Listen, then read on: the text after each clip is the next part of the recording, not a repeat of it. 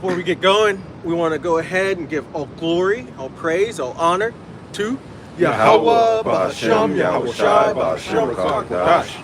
Double honors to the elders and apostles of the Great Millstone, and Shalom to the elect of Israel. So, a few brothers here from the Atlanta ZionisnearBA camp. And, yeah, we see a lot of things going on. Today, for instance, is that those No Kings protests. That's going on. There's some not too far down the street from here. It's going on all around the country. All around the country. And they're even saying that this might be one of the biggest days of protest ever. Wada Yakna for throwing that into the chat there. But yeah, it's a big day. And really, this is all, you're really just watching the fall of this current kingdom that we're in. It's a temporary kingdom, and it's coming to a close. And so we're watching some of the birth pains come upon this place. And some of that is the division of this place. Some of that is in the economic downfall of this place. And some of that is within world war that's coming onto this place. You good, bro?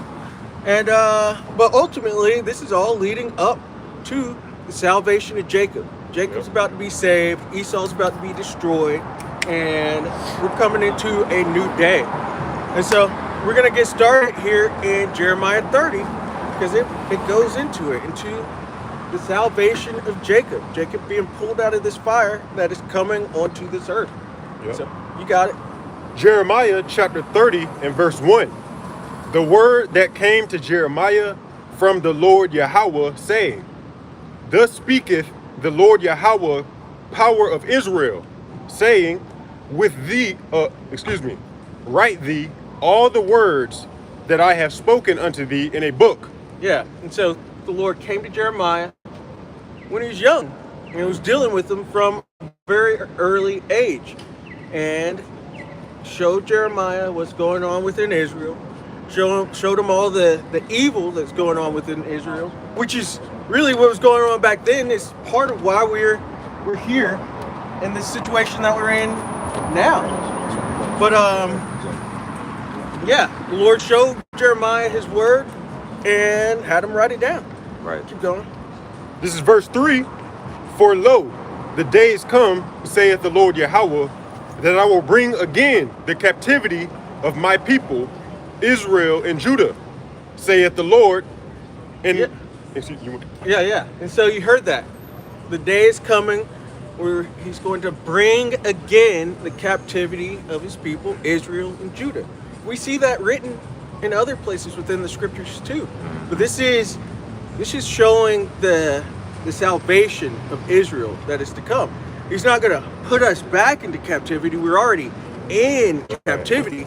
He's coming to deliver us out of the captivity that we're in. So also we see that same wording. Will you read that again? I think it's verse 3.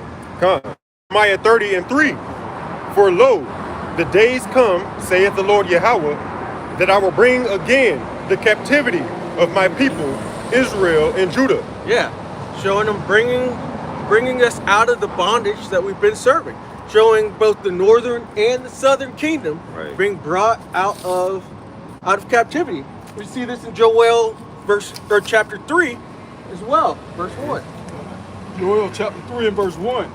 For behold, those days, and in that time, when I shall bring again the captivity of Judah and Jerusalem. Yeah, showing you the northern and the southern kingdom again. And he's about to bust us free from this yoke that we've been under. Right. Take us out from serving under our enemies, and he's going to put us above our enemies. And you see it here in Joel. It starts to go into it, and it's more in a telling about what they did, the lands that they conquered, and it's going into war. Yeah, no kings over there, but going into war basically going into World War III, and the Lord bringing them down into the valley of Yahweh Shaphat, which is the Lord's judgment, where he's going to plead with them there for his people, for the Israelites, the Negroes, Latinos, and Native Americans, and bust us out of this captivity. Yep. But then you see it in Jeremiah 30, and it's going into Jacob's trouble and the trouble that's going to come onto this world. And that's what we are warning of, trying to prepare our people for, prepare your minds for this great trouble that is coming on Jacob, onto the Negroes, Latinos, and Native Americans. And from there, it's gonna grow into the other nations being troubled too. But first, Jacob is going to be troubled. I got a scripture for you. Yeah, let's get it. Because you're going into how we're still in captivity today. So Jacob's trouble is going to happen because the Lord said at the time where I bring again the captivity of my people. This is 2 Esdras 9:1. He answered me then and said, measure thou the time diligently in itself. And when thou seest part of the signs pass, which I have told before thee, verse 2, Yeah. then and measuring the time diligently, you measure the time via the prophecies. So you see a little bit happen here. It's like, all right, getting a little closer. You see something happen there. You know that these things are growing or coming closer. So we see that Yep. there's literally a digital ID system on the forefront. That's a forerunner to the MOTB. Right. That's coming before that. And so we're measuring the times. You're seeing this time creeping closer and closer to what? To our deliverance. Right. To the deliverance that is coming. You got it. Verse 2, then shalt thou understand that it is the very same time wherein the highest will begin to visit the world which he made. Yeah. And so we're seeing the division among the people. That Yep. makes us know Yahweh Shai is about to come back. We see these no kings protests. We see protests Right. happening. You know, these are earthquakes and uproars of the people, as it goes into in 2 Esdras chapter 9. Yep. That's another measure. It's just more that clock, the time, dipping closer and closer for Yahweh Shai to return. And he's returning. He's coming back very soon. Got something? Kind of real quick. Luke chapter 12 and verse 51. Suppose ye that I am come to give peace on earth, is Yahweh Shai speaking. Yeah. I tell you nay, but rather division. Yes. And that is what he's bringing. And you can see it. You can see the division creeping up every single day. This political divide is more than I've ever seen. Yeah. Yeah. Because it used to be, you didn't even talk about who you voted for, but now everybody talks about that, and they talk about how they're on the left or how they're on the right. They show it. You can see it. You know a liberal if you see some purple hair. You know a conservative if you see a red hat. You see these things. And it just brings on this division. There's a gender divide. That's insane. Yeah, that's crazy. That's really crazy. Yeah. That's been brought by the devil. Yeah. Real quick, if I can add to you, they're pushing a racial divide by way of gerrymandering, voting rights act. You know, they're trying to get into the whole. You know, they're slicing up this whole place, America, Babylon the Great, through that quote unquote voting and I didn't look too deep into it, but it's talking about dividing.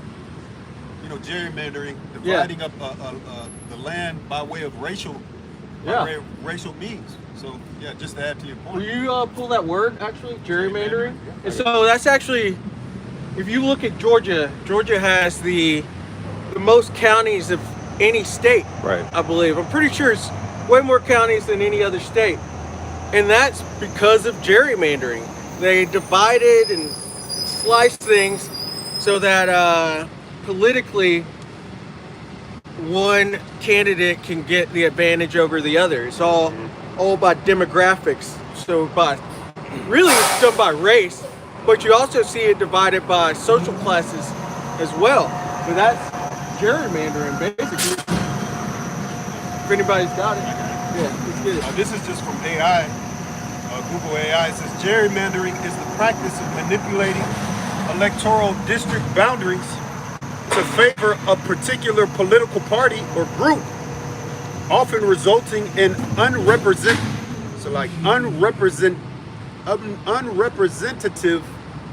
election outcomes.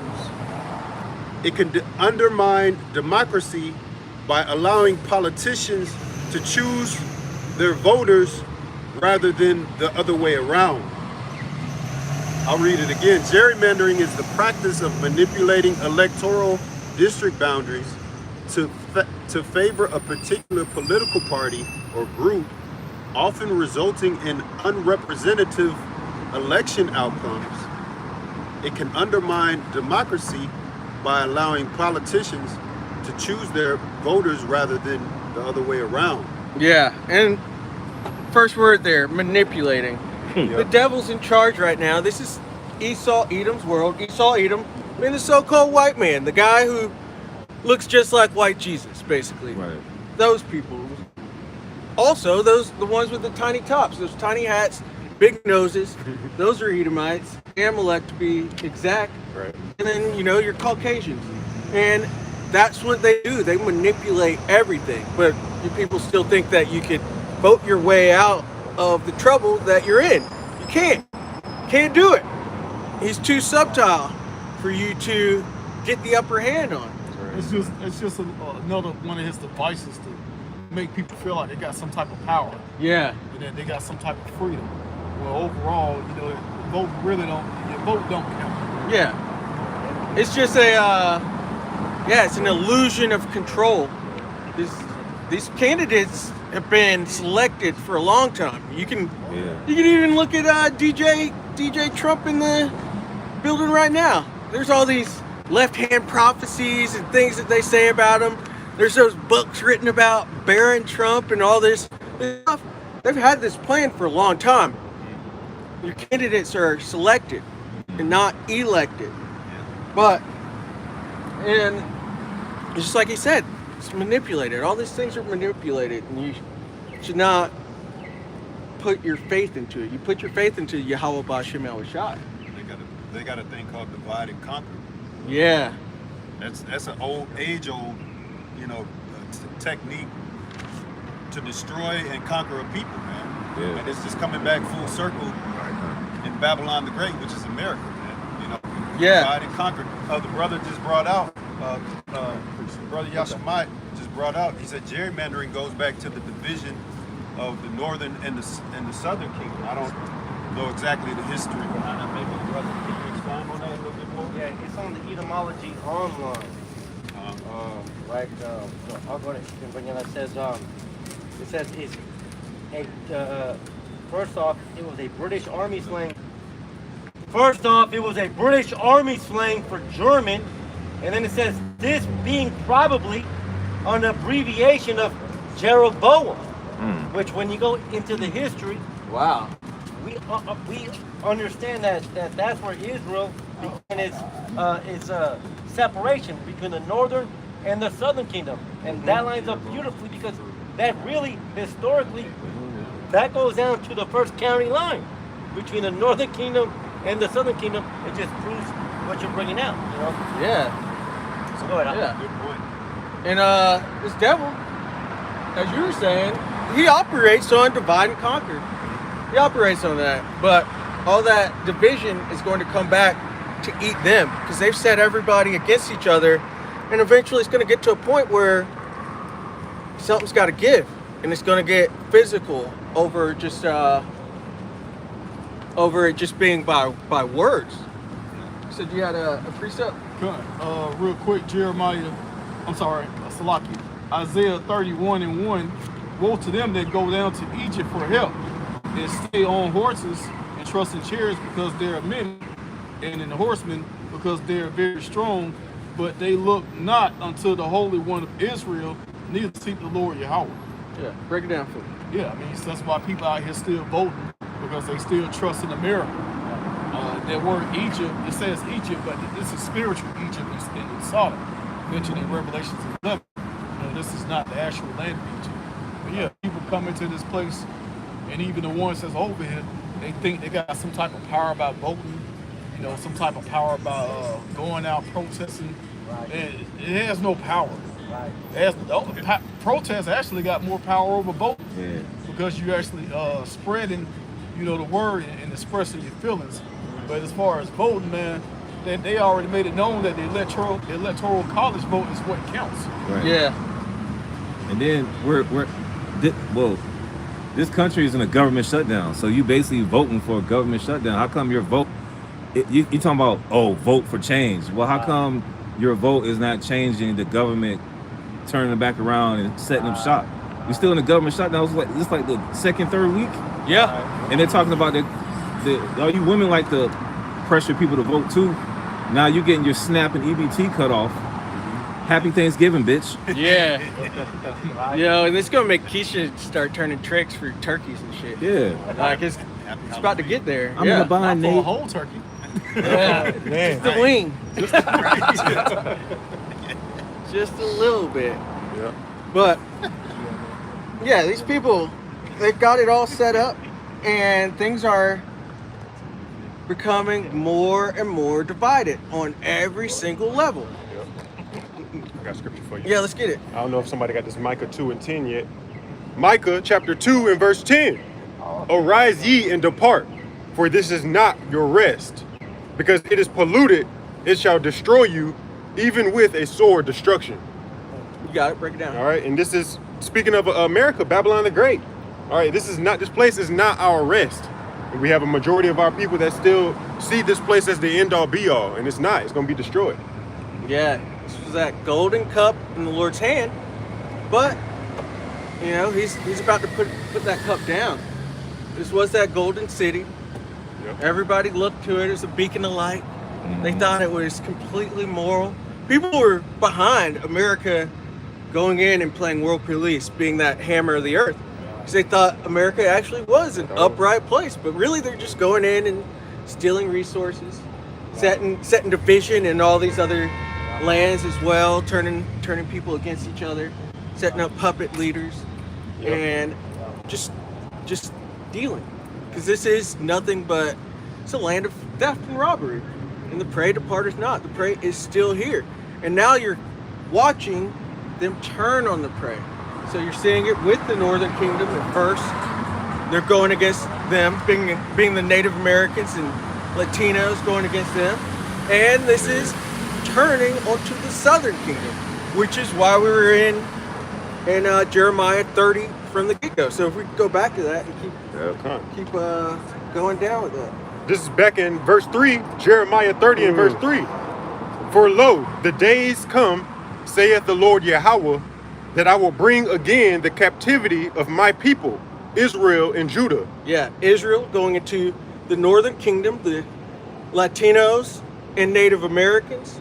Judah going into the Southern Kingdom, so-called Negroes that are here. And the Lord's about to take us away and out of the captivity that we've been serving under our enemies. That first enemy being Esau, Edom, so-called white man. Right. We've been under them for so long, we even forget that we are in captivity. We don't even know it. But the Lord's about to bring us out. He's putting us together. You can even see it here. Northern Kingdom, Southern Kingdom coming together. That's right. And he's about to bust us out. Break us out. It's a prison break. It's like that. What's that one song? Rick James, we busting loose. We got this joint. Yeah, that's what the Lord gonna do. We're gonna bust loose out of this prison camp called Babylon the Great, man. That's right. Yeah, burning down the house. Okay. Just to build upon what the brother's bringing out, this is Hebrews 12 and 6. For whom the Most High loveth, he chasteneth, and scourges every son whom he receiveth. It just goes on to show when you go into the historical accounts of the scriptures, what is the history of Israel? They would go off, and then we would be taken into captivity. And that is the history of the so-called black man. That is the history of the so-called Hispanics and the natives. We went off and we were taken into captivity, man. The Spirit bears witness that we are the children of the Most High. Very simple, man. Who's under captivity? That's right. It's not the small hats. Not the small hats. the Israelites. They put the money towards it. Right. Yeah. They funded it. They funded it. They owned the ships that we went to captivity under. They were the majority slave owners, Right. and they're the ones that basically beat our heritage out of us, Right. and they put it onto themselves. Right. And it's all a witness against them. Even the fact that they're calling themselves the Lord's people, that's a witness against them. Right. The fact that they call themselves Christians as well, for these the rest of Idumea, these Edomites, that's a witness against them because they're doing it all wrong. They're calling it all wrong. They're saying the laws are done away with, calling on a false name, worshiping a false image. It's all a witness against them, and the Lord's coming to put everything back into order. Yep. So you had a precept? Real quick, when Zephaniah chapter 2 and verse 1, gather yourselves together. Yea, gather together, O nation not desired. Yeah, I mean, it's time for all people to, Native Americans, Hispanics, and you so-called Negroes, to get your head out of America's ass, man. Right. You know, this place is set up to destroy us. Yep. And it was America was created to just pretty much to be destroyed. Yeah. To house us during this punishment. This is a large prison, man. Right. Yeah, it's time to come out of this place. Come. It's a sacrifice. Yeah. It's time to come out of this place and all shit together, man. You even go to the name America from Amerigo Vespucci. Bitter. It means bitter. It goes into bitterness. And this has been a very bitter time for the Israelites here. Yeah. That's why we're that captive prisoner that's hastening to be loosed. We want to get out of here so that we could actually have life, live life. I want real food more than any. I want the kingdom, how it shall return. But I think about real food and how it'll actually nourish me, and I'll feel like I'm satisfied finally. Feminine women. Yeah, feminine Yeah, women. Not afraid of getting a disease from laying down with them or anything like that. I want to smell real air, real mountain air. I want to smell it down by the beach. I want to smell it real air that's not polluted. The beach ain't polluted. Yeah. Step on some freaking glass at the beach. No concrete. No concrete. Real community instead of just a big rat race. Yeah.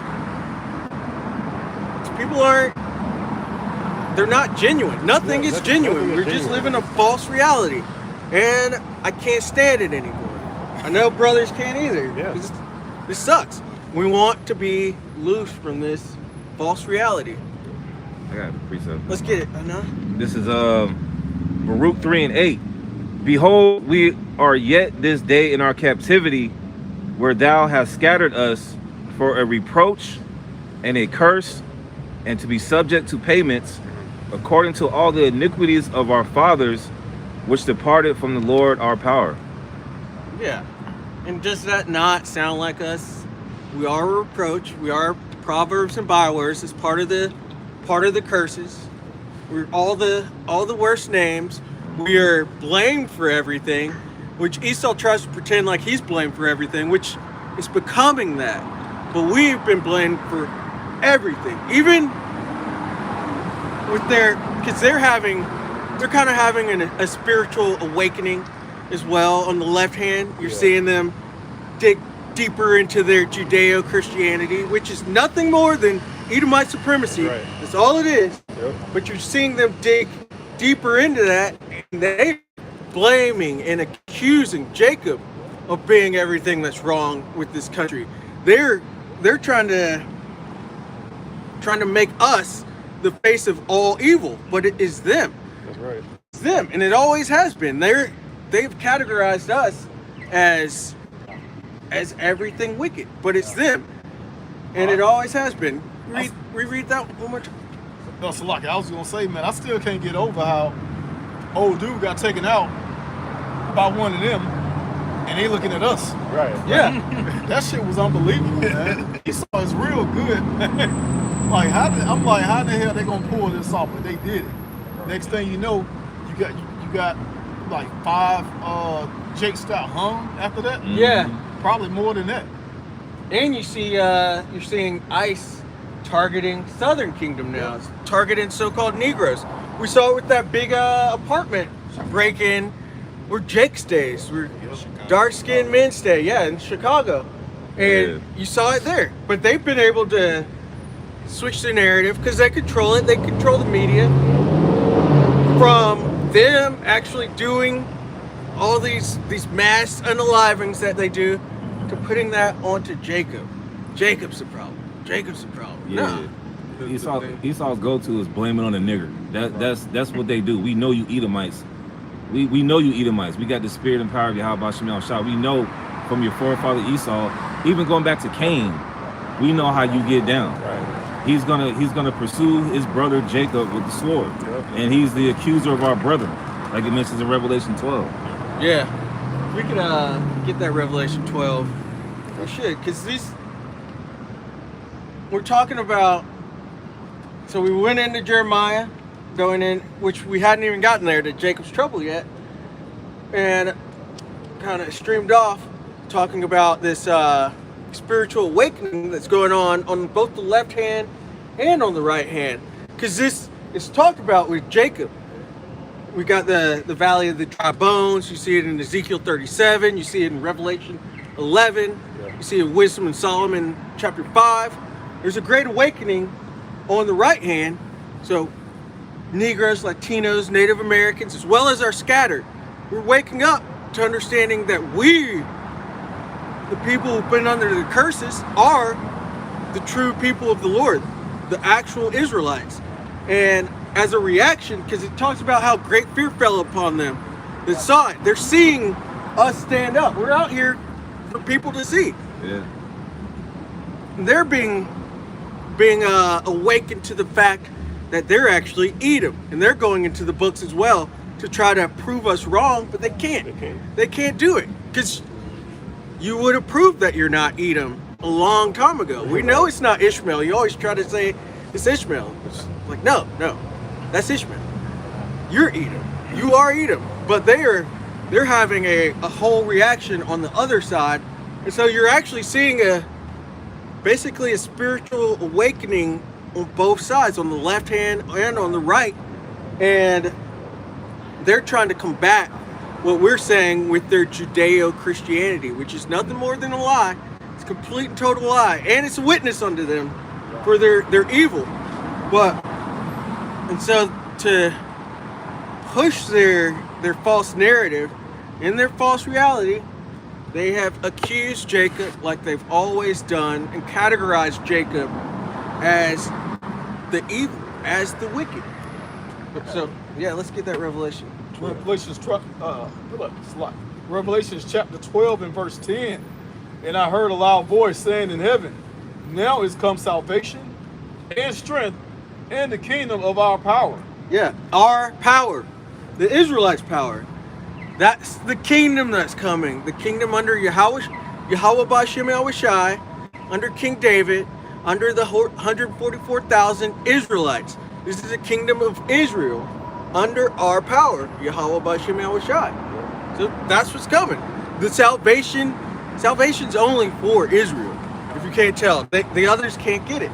This was their salvation. They're in it currently, and it's just fading away, and they don't like that. But nothing you can do about it. That's beautiful, because this is Esau's kingdom of heaven. You know, he got the blessing of the sword and the fatness of the land. So you got your consolation prize, and that live it up. Live it up, man. Enjoy your last few ticks. Yep. You were talking about what was I gonna say? Basically, you have a doomsday clock as well. Yeah. On the left hand side for Esau, man. So, you know, they supposed. This is their kingdom of heaven. They supposed to live it up and enjoy themselves. Yeah. Rejoice and be glad, Esau. Just enjoy it, really. But you got all these plots and plans, trying to kill Jacob even more. It's just gonna be really bad for you. It's just gonna be really bad for you. None of this works out. I just wanted to add real quick, because a lot of these Edomites, they like, you saw the two Edomite chicks walk up here. They looked at it. They didn't scoff. They didn't laugh or nothing. They just took a left and just walked up, because they know they have a thing. It's a thing called white guilt. right? Yeah. They know that something is off. They know that they, and what was that? What's that comedian CK? Hey, Lewis. Calvin C. No. You know, Something CK. yeah. Yeah. Oh yeah, that's it. Yeah. Louis C.K. Louis C.K. He was like, basically, man, yeah, we know we got some Jeremiah. shit coming for us. 49. You know, we know we got an ass kicking coming for us. Yeah. Because they understand, even the the law of nature, karma, whatever. They know what goes around comes around. Yeah. They know they fucked up. Right. It's only our people. You had something to say? No, I was gonna say, just to land back with what you're saying, when they had that first Nose King protest, they had this Edomite chick, and she was like, yeah, we know America was founded upon the conquest of the Native American Indians, the Seminole Indians, and she said they brought in the so-called blacks into slavery. So she pretty much narrowed it down. Like you said, a lot of these Edomites, they already knew, hey, you reap what you sow. Yeah. But it'd be our people with the Stockholm syndrome. Yep. They come over here and they laugh and scoff, and it'd be scattered Israelites that laughing at their own people, man. Yeah. Chuckling and stuff. It's not a black thing just because we got depictions of what the scriptures show or say what our Savior will look like. Woolly hair, red eyes like red eyes, skin like burnt bronze. It doesn't mean that this is a black or brown thing. It's a seed line thing. It's about the truth, man. So saying all that to say, hey, this devil knoweth that he had but a short time. Revelation 12:12. I don't know if the brother was holding that. Yeah, he's got Revelation 12. So you got it. And then just a quick little detour, because how you mentioned those girls coming up here. Yeah. Jeremiah 49:11. Come. This is Jeremiah chapter 49:11. Leave thy fatherless children, I will preserve them alive, and let thy widows trust in me. Yeah. Because his widows are not going to weep. They see what's going on. They see Jake rising up in power. That's really, women they're survivalists. And so they see Jake coming up in power. They see stuff like this. They walk by on the streets and they're trying to cling on to Jake because they know that's the best way to survive, because Esau is he's done. Get out of there. He's done. There's a huge judgment for them. And they're trying to get the least bit of that judgment that they can get by cleaving on to Jacob at this point. That's why you got all these, these, whatever you want to call them, these Edomites that love Jacob. Yeah. But get back to that Revelation chapter 12. Continuing on, I'm gonna start from the top of it. Revelation 12:10, and I heard a loud voice saying Jeremiah in heaven, 30. now is come salvation and strength and the kingdom of our power and the power of his anointed. For the accuser of our brethren is cast down, which accused them before our power day and night. Yeah, the accuser of the brethren, who accused them day and night. That word goes into, it's categoreo. If anybody wants to actually pull it up, just so I'm not just saying it, so it can be proven. Okay, come on. But yeah, categoreo, which goes into, or you can hear it from there, to categorize. And they've been putting Jacob into this box of everything evil. Even just calling us black people, that puts us there. Yeah. What else do they do? All these proverbs and bywords they put on us. Right. Really how we've been described for the last 400-500 years. This all puts us in that box, and it makes everything really easy to throw on us, and it sticks because he's been pulling the whole psyop on the world for years. And then tying back into the voting, technically we ain't supposed to be voting any damn ways. Right. Yeah. All right, because you go into the word voting, it goes to making a vow to a god. But under this man's constitution, we're still 3/5 of a human being. So technically, why are you Negroes, Latinos, and Native Americans even voting in the first damn place when this man categorized you as being subhuman in this man's system? Yeah. Your votes only count for 3/5. Right. This is still in the Constitution. Just kidding, but yeah. Why even participate? And participating in this shows you're trying to hold this place up. You're trying to Yeah. keep it going instead of just pushing for the end. Because nothing can be, there's no justice in the earth until this place completely falls. Until Esau is judged. These things have to be judged. You can't just keep holding this place up. Yeah. Let it fall. Yeah. This is that word that was categoreo, that was translated into accuser in Revelation 12. It says to accuse before a judge to make an accusation. It also says, Yeah, and they're doing this before the ultimate judge, Yahweh B'Shem El Rashai. They're sitting back in their meetings. They're these different meetings where they go drink blood and check out the moon and sacrifice things. They're accusing us before the Lord. They might be saying it to Satan because they're on the left hand, but ultimately they're that's all before the Lord because the Lord controls both the left and the right side. Right. He controls everything, and they're ultimately trying to tell the Lord that we're actually the black people of this world. When the Lord knows that you're the actual black people of this world, you're red. You call yourself white. yep. But you got it. Right. And it also says to charge with some offense. Yeah. They have been accusing us of everything, and their enchantments, their magic is wearing off because you could see. You saw what just happened. You saw a so-called white man. You saw an Edomite take out another Edomite, and they're like, "Nah, it's Jake. It's the black people that are doing this." People see this. Yeah. And then got on TV and said, well, I hate that it was one of us. Yeah. Bro, what? That's crazy. Yes. Stand now with thine enchantments, man. Keep doing it. Keep doing it, because it's revealing you It's revealing. little by little. Yeah. Day after day, you're being revealed. That wicked is being revealed. Somebody could grab that in 2 Thessalonians. I got a quick one real quick. Yeah, let's get it. And I'm gonna read it in the NLT because it goes into how they slander us. This is Ezekiel 36:3. It says, "Therefore, Son of Man, give the mountains of Israel this message from the Sovereign Lord. Your enemies have attacked you from all directions, making you the property of many nations and the object of much mocking and slander." So yeah, that's just the scriptures going into. You know, basically got to tell all people, hey, this is who you are, and this is why you're in this condition because of these heathens put you there. Ultimately, it was the Lord, but He used the heathens to put you in these positions and to slander your name. Yeah. Yeah. You're really the most powerful people on the planet, but right now you're at the bottom. Right. Yep. You know, that's the message we're supposed to get all people. Let them know that you ain't gonna be ain't shit people forever. You know, you're gonna be kings of the earth. Yeah. Yeah. Yeah. And really, it should be an easy message. Everybody knows the first will be last, the last will be first. Yeah. Just put that into nation terms. And see who's at the bottom and see who's at the top. It's really not that hard. Will you read that one more time?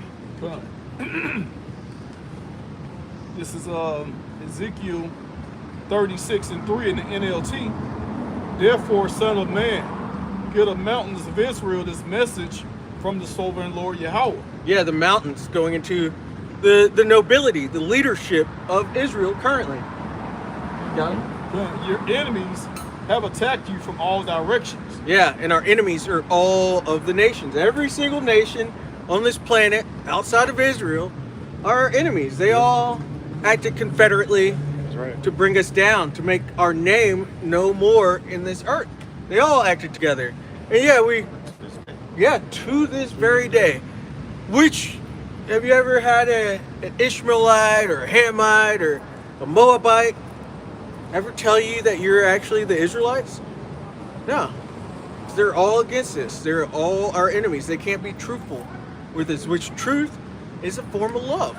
And they can't be truthful with us because they're enemies. A lot of them know.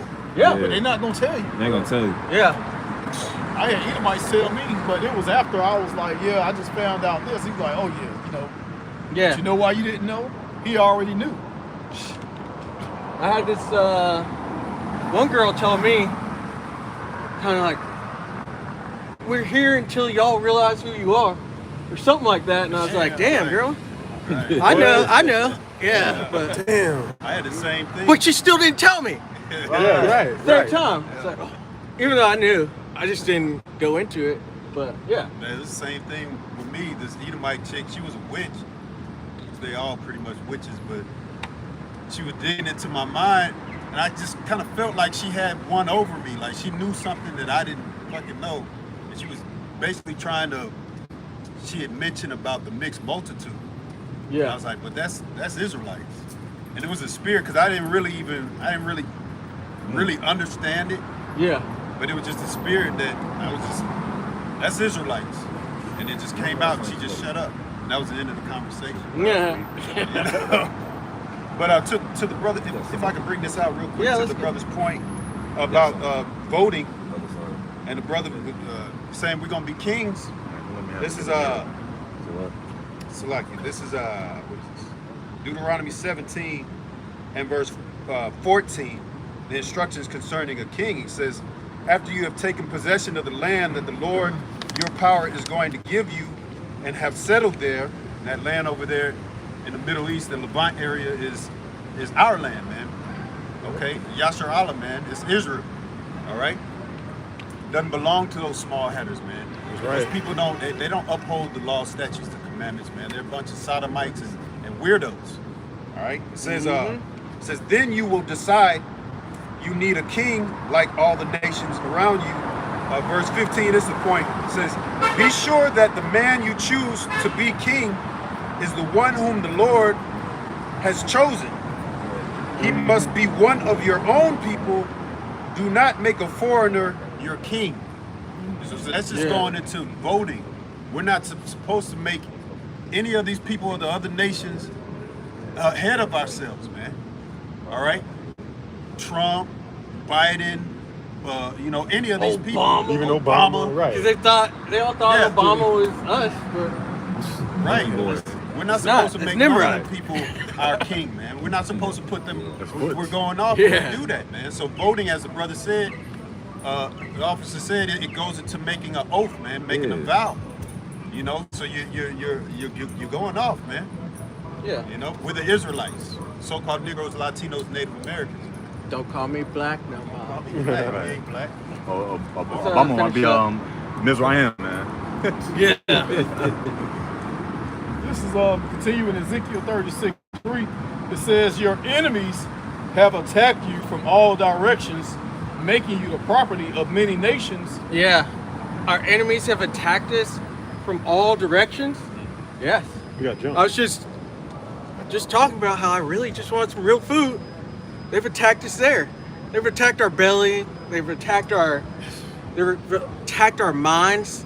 They beat out our heritage from us. Can somebody bring out Jeremiah 17 and 4? Because it's all going into it. They've attacked the environment that we live in. They've hoarded us into different ghettos and terrible environments. They've attacked our women. Yep. They got our women. We got it. Right. They're enemies to us. Right. They've attacked us on every single possible front. Everywhere. Things you don't even think about. It's a miracle that we was out. Right. Yeah. And they did it without sleeper cells. Excuse me. Yeah. Like they changed us. They made us Americans, Negroes, Yeah. Spanish, without a sleeper cell. Yeah. That's how much damage and recoil the enemy has done to us. So much. They even say our DNA is changed from all the trauma Man. that we've had, that we've endured. And you even see remnants of our captivity today with like sagging pants. You see it with alphabet people within our community. Because that stuff gets passed on. That's why the Lord said, remove evil from you. You cut these things out, so because otherwise they just grow and grow and keep going. They fester, metastasize, because it's all evil and wickedness. It's just cancer. You got to cut that stuff out. But yeah, they've changed us. We are. Yeah. It is a miracle that we're still here. That we're here right now, and that's all due to Yahweh Shem Shai, to the Ruach Kodesh that He is let loose and it's changing the whole earth. We're seeing reactions from this truth coming out now. Yep. And we're seeing reactions of them trying to keep their kingdom going, but there's nothing they can do. We're coming into the salvation of Jacob. That you know we have a living power. He exists. Yeah. Because you mentioned reacting. When it comes to these other gods, you don't see a reaction. You don't see Yeah. signs and wonders. You don't see things come into existence. Yeah. Concerning prophecy. Yep. Right. That They're you know all it's Yahweh dumb Bahasham idols. Yahushua. Yeah. It's all dumb idols. All the gods of the other nations are no gods. It's just BS. Just dumb idols. Yep. Can we continue? Yeah. Go on. Just at the end, it says, making you the property of many nations and the object of much mocking and slander. Yeah, we heard that proverb and that byword. We have. Did we pull up that Jeremiah 17:4? Well, Yeah, I don't have that. okay, but yeah, we're that proverb and that byword, and we've had everything stripped from us, as it lets you know here in Jeremiah 17:4. It's lucky. Yep. This is Jeremiah chapter 17 and verse 4. It says, and thou, even thyself, shalt discontinue from thine heritage that I gave thee. Yeah, we mentioned it earlier. The small hats, with their ships and their insurance companies, took us from our land, or from Western Africa. They took us from parts of Europe as well, and had that whole slave trade going on. And through that, they stole our heritage.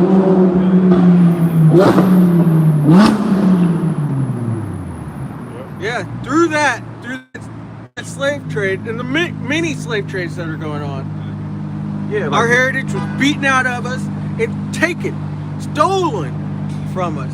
Yeah, if I could say, just Yeah. how like Christians, like you got black Christians, Apostle Hart calls it plantation Christianity, but then you got Jake that's in Islam, and them ninjas don't even read about the sub-Saharan slave trade. Yeah.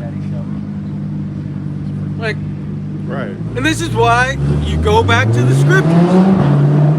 It said we would worship the gods of the different nations, even wood and stone.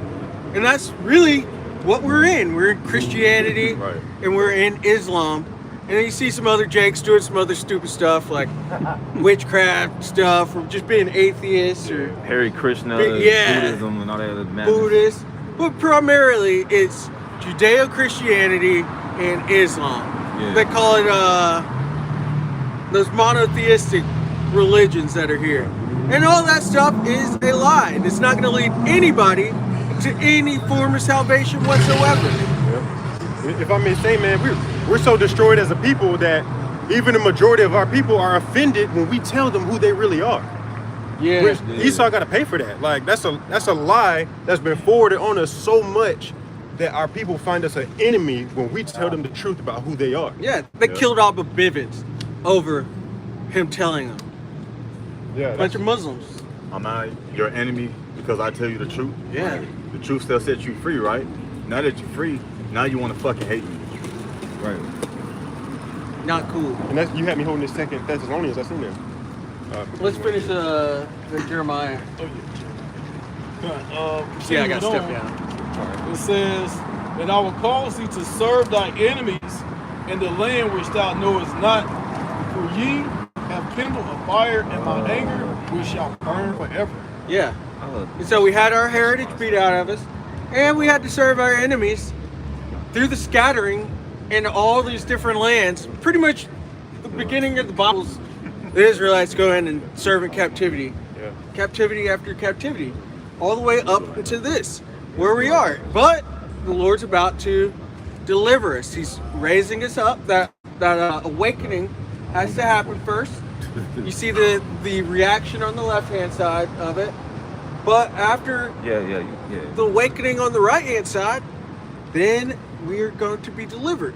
Which, let's go back to Jeremiah, and let's just go straight to verse 7, because I got to step down soon. But, Come on. 'cause we were trying to get there, but it didn't work out. We're working.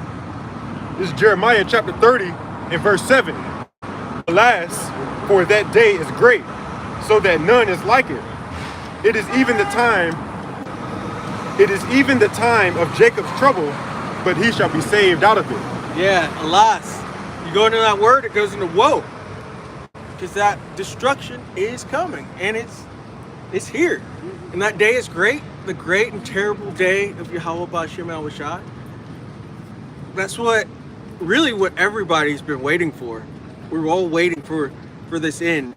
And everybody's trying to say it in their different ways, but it's only one way. Right. It's only one truth. That's right. And what's coming is a great and terrible day. It says it's going to be a time of trouble such as never was before.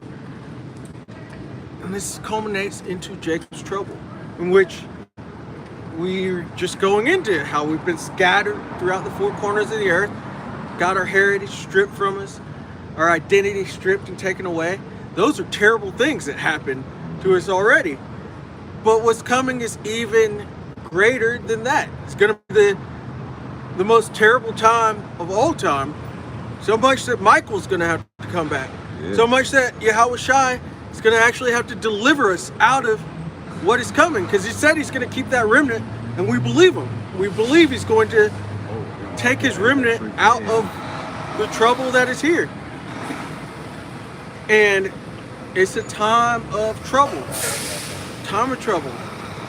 Will you read that one more time? Come on. Jeremiah chapter 30 and 7. Alas, for that day is great, so that none is like it. It is even the time of Jacob's trouble, but he shall be saved out of it. Yeah. We're waiting for that salvation. You go into that word saved right there, and you see this in you see it in Deuteronomy 28. This is what we've been waiting for, to be saved from out of the hands of our enemies, to be taken away from these lands that we've been scattered to, and to be delivered from up under the curses that we've been under. So we want might in our hands. We want to be the head and not the tail. Sovereignty. We want everything good that the Lord has planned for us. We want our enemies underneath us. We want them as the tail. And that's the only way that this earth can actually go. Will you jump down to 16 and I'll step down? Jeremiah chapter 30 and 16. Therefore, all they that devour thee shall be devoured. I'm going to read that again. Yeah. Therefore, all they that devour thee shall be devoured. Yeah, and this is going into all of our enemies. We were talking about how Psalms 83, all the enemies, what you read in Ezekiel, all of our enemies. We've been under our enemies. These are the ones that devoured us. And here's what happens. And all thine adversaries, every one of them, shall go into captivity. Every single one of you, all of you that aren't of the nation of Israel.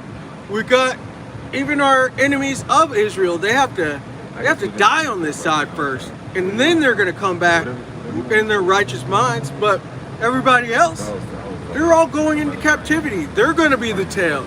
These curses are going to be on them. They're going to be in a difficult case. But for Israel, Israel's going to be at the top of that. That's right. Here, Finishing off, it says, and they that spoil thee shall be a spoil, and all they that prey upon thee will I give for a prey. yeah. We're not going to be spoiled anymore. They're going to be spoiled by us. It's beautiful. They're going into the same situation that we've been in, and it is perfectly right. And this was what the Lord had planned all this time. This is how we actually get righteous, have a righteous authority, hegemony on this earth. Because they did it to us, and now it's time for it to be done unto them. And it's actually going to be a righteous thing. There's nothing that'll be wicked about the Israelite kingdom. Because it's all just justice coming onto the earth. And so, Lord willing, I was edifying. I'm going to step down, let the next brother go.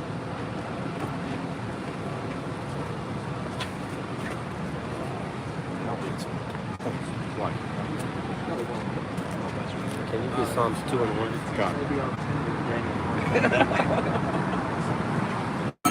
Go ahead and start off with that. Shalom, Akim. So, as the brother was just going into, we have suffered these things at the hand, first and foremost, at the so-called, the self-proclaimed white man, Esau Edom. Go ahead with that precept, Baba Shah. Con, this is the book of Psalms, chapter 2 and verse 1. Why do the heathens rage?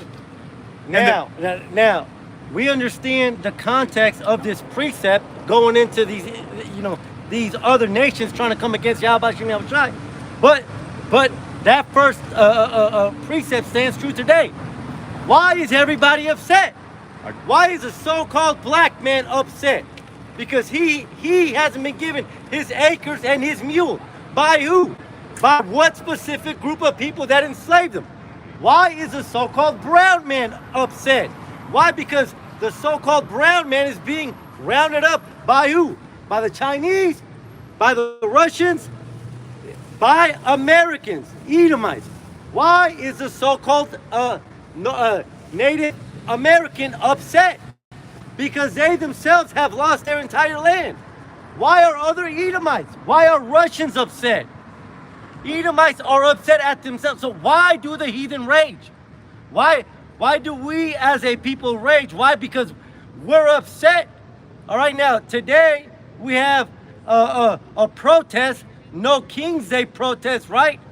Look, we're upset, but we are reacting to that in a spiritual way. Isaiah 58 verse says, lift up thy voice as a trumpet and show my people their transgression. We're not upset and going into these streets, and circling some fucking Capitol Hill that is destined to be taken down. Yeah, we're not carnal. We're not. Because we understand that the Most High himself has set these people above us for a specific time, as the brother was going into previously. Why? Because we went off. I got that word rage for you too. This is the word rage on the online Etaman. It says insanity, fit of frenzy. What, he know that he have but a short time? He's in a rage. He's in a frenzy. It says madness. He's getting real sloppy with his work, getting caught here and there, because Yahweh B'Hashem Yahweh Shah is exposing our biggest enemy, the world biggest enemy, man. It says fears in battle, violence. And that's what we're seeing. That's what we're experiencing. Him coming down with great wrath. Yeah. A certain he's showing certain violence, aggression, rage. Yeah. He's infuriated through what? The perpetual hatred. Insanity. You know what? That's a very good word, because it's a very tacky definition. We all know it. Insanity is trying to do the same thing, expecting a different outcome. But that's the state of our people. If you can get Revelations 13 and 11, two horns. That's the state of our people. Our people are insane. How are they insane? Because what's the mentality of the so-called blacks, natives, and Hispanics? We just gotta wait 3 more years, and then Donald Trump, he'll be done, and then we'll get a different white man to come, but he's not gonna screw us as bad as this. Yes, he is. Our people are insane, man. And the only way to cleanse yourself is to get yourself into this word. The scripture says, how shall a man cleanse his ways? By the renewing of his mind, man. By these scriptures, man. We're not insane anymore. Isaiah 19 or 9 verse 2, they that have walked in darkness have seen a great light. We've seen that great light, and that great light is Yahweh Shai. Only Yahweh Shai can save us, man. We're not voting for some other Edomite to come and take us out. Right. Go ahead with that. I'm sorry, what you call it on one more time, brother? Revelation 13, 11, two horns like a lamb. I got a precept right there. I got you. This is, Jeremiah 2 and 14. Is Israel a servant? Is he a homeborn slave? Why is he spoiled? Through slavery, the transatlantic slave trade, the conquistadors. Jake has been institutionalized here in America, like the brother mentioned, to be black, Hispanic, Native American. As soon as you tell them you're God's chosen people, they're not trying to hear that. And we always go into Stockholm Syndrome, where you got love for somebody that captured you. You got love. Our people love this devil, whether you're a black woman or a Hispanic woman. You love that devil right there, man. All right, and they forced you. Normally, well, first and foremost, you Latinos and you Native American Indians. If you didn't bow down to that, they are gonna kill you with the sword, man. Right. Matter of fact, this is how much our people hated the self-proclaimed whites. It was a Taino king. When they tied him up and they asked him, "Do you accept Jesus?" He said, "If I accept Jesus, does he look like you? And is he in heaven?" They said, "Yeah." He said, "No, I don't want to go nowhere where these Edomites are." And that's our mentality today. We want nothing to do with these Edomites. We want nothing to do with your protests, man. Go ahead with that. Right, because that is of the world, man. Man, the scriptures talk about in Revelation 12, we will overcome this world by this word that was given to us by Yahweh Shai, man. That's in Revelation 12. Okay. All right, this is a spiritual form of protest. We do this 52 weeks out the year. Okay. Jeremiah 5:14. Even sometimes 5:14. twice a week. Like you just had brothers that camped on Thursday. So this is a spiritual form of protest for our people to get right. You know, we're not like you said, we're not holding hands with the devil singing old Negro spirituals, man. Right, we're singing that new song like it mentions in Revelation 15 chapter. Right. The song of Moses. Right. And that song is that America's destined to be destroyed. And you so-called blacks, you so-called natives, you so-called Hispanics, y'all got to wake up if you can. If the spirit is dealing with you, right? This is not a difficult thing. We were all once a part of the same death, because that's exactly what Christianity is. Death. We were once part of that death. We thought, Jesus was a so-called white man. We thought running around the church in the Pentecostal meant that you had nothing but death. Yeah. Because the scripture says, if a man speak in tongues, let there be an interpreter. But when you bring that up to your pastor, he's got nothing to say. And again, it goes back to confusion, man. We're not confused anymore. All right? The scripture says that we would be set in order in front of their own very eyes. And their very own eyes is this video going up in the unicorn. Go ahead with that, Jeremiah. This is Jeremiah chapter 5 and verse 11. 14. Verse 14.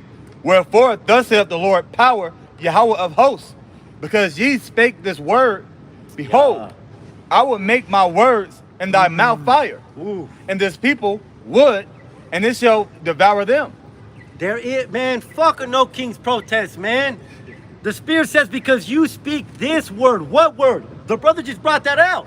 The new song, right? Calling upon Yahweh Hashem Yahweh Shai.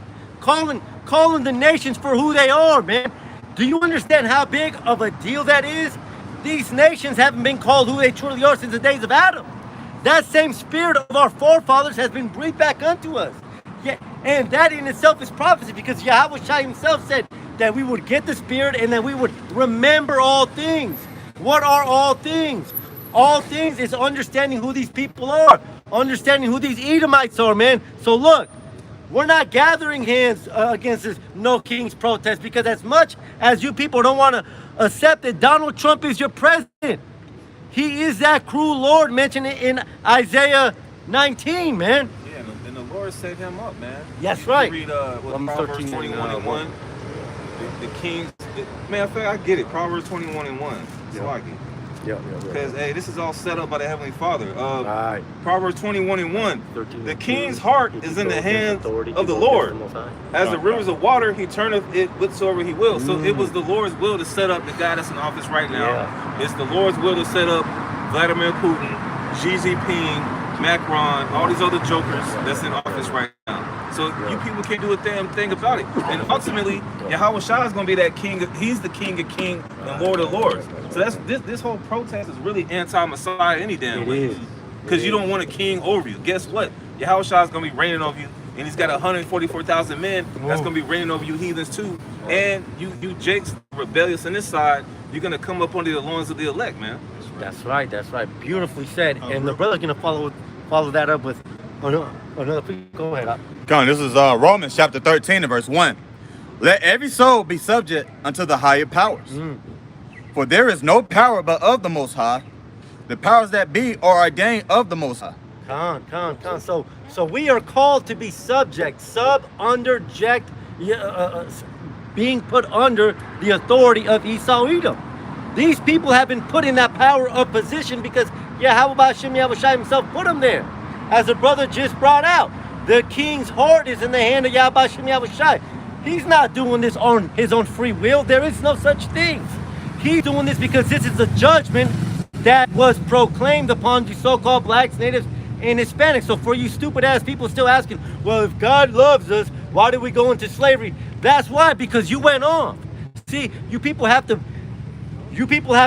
not start from where you want to start at and go back and see the whole scripture, man. And that's what we're here to tell you. We are the tail. The scripture says we are a worm.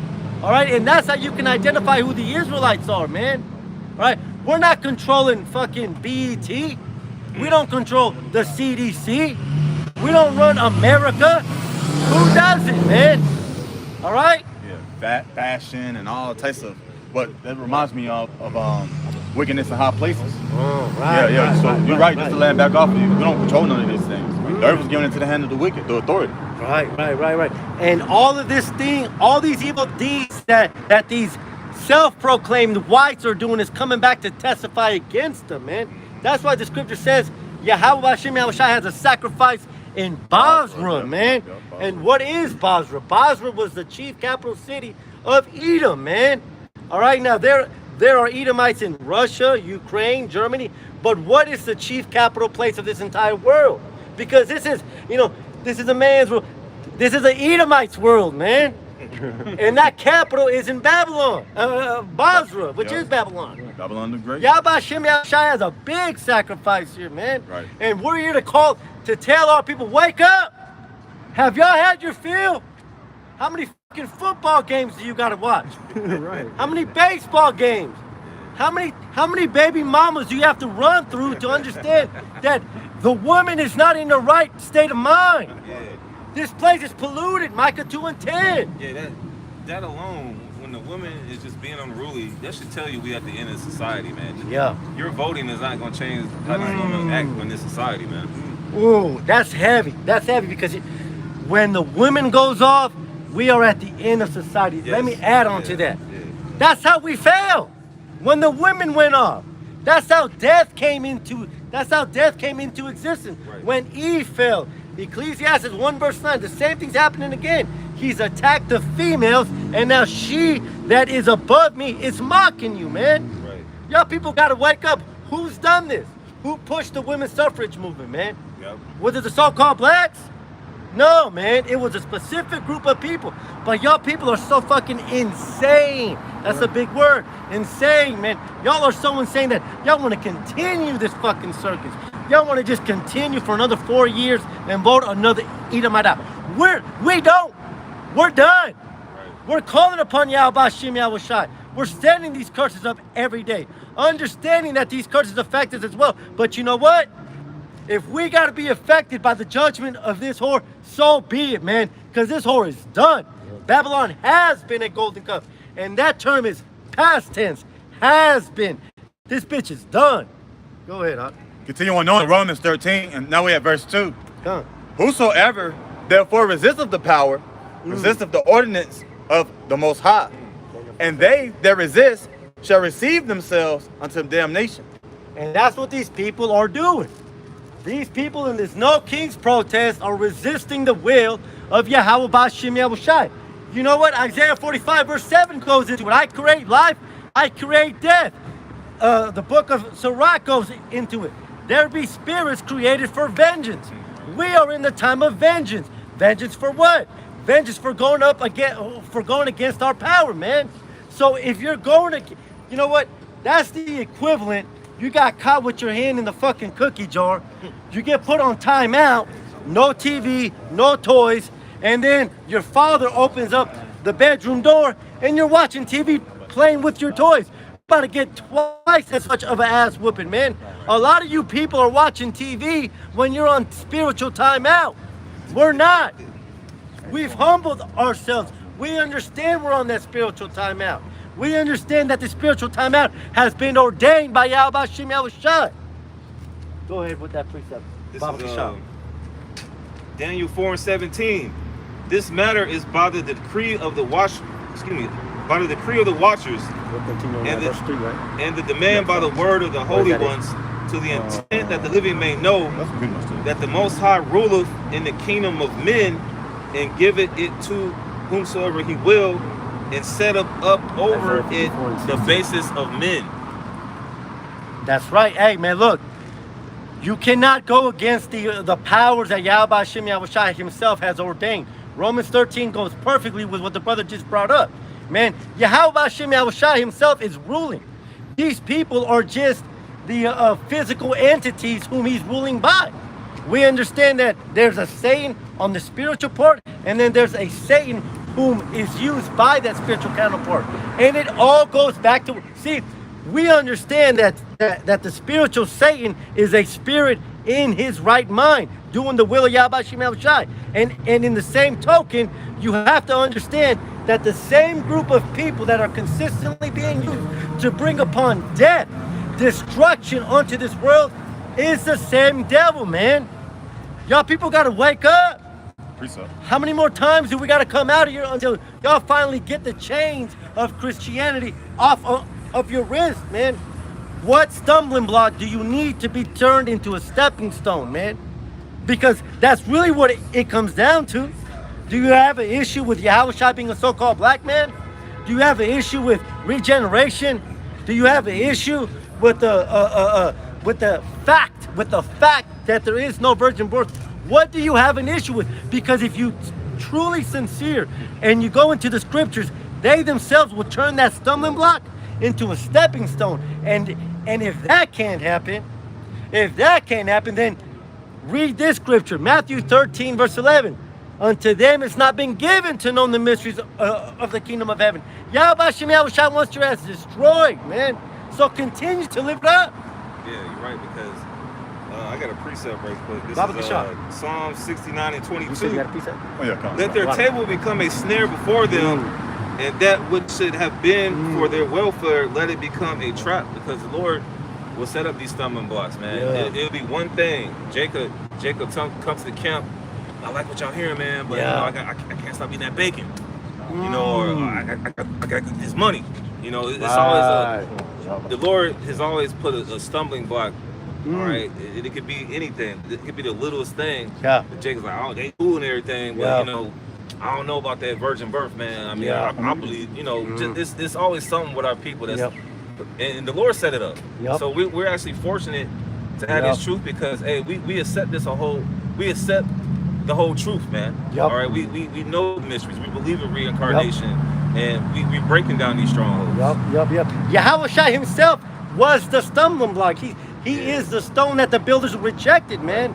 And that goes heavy for these people, for these Christians, that they just can't fathom the idea that somebody born in the Middle East would be a so-called black man and not a so-called white man, right? That's the stumbling block, man. John 1 says that the Word was the Most High. The Word is Yahushua, man. These people still stumble upon what the Word says. People stumble upon what the grape doctrine is. People stumble upon multiple wives. And that's why we say, man, Christianity and what the Bible teaches, two complete polar opposites, because Christianity will tell you to continue to vote in this system, but the scripture says, be ye separate. All right? We're called to be separate from this world. We're not called to continue to vote. Yeah, some of these churches, man, they if they were allowed to, they would have a voting booth at the church. They damn near have Halloween at the church now. They got trunk or treat at your local Christian church. That should show you something is off with Christianity. They're openly worshiping demons around this time of year. Aren't you supposed to be, like the brother said, be you separate, man? Because you know what? Voting has never been in our blood, man. Our kings, our judges, they were set up by prophets and Yahweh Shem Yahushua. We didn't have to vote, right? We didn't have to debate either, all right?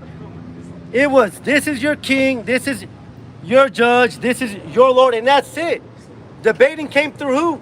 Debating came through the Edomites, man, because prior to Rome coming into power, everything was a monarchy, man, all right? And then the whole debate thing, you know, came into these Edomites trying to convince you to vote for them, when in reality, your vote never counted. The only thing that your vote ever did was put yourself into agreement with these Edomites, man. And though hand join hand, they shall not go unpunished, man. A lot of you people have joined hand in hand. And you know what?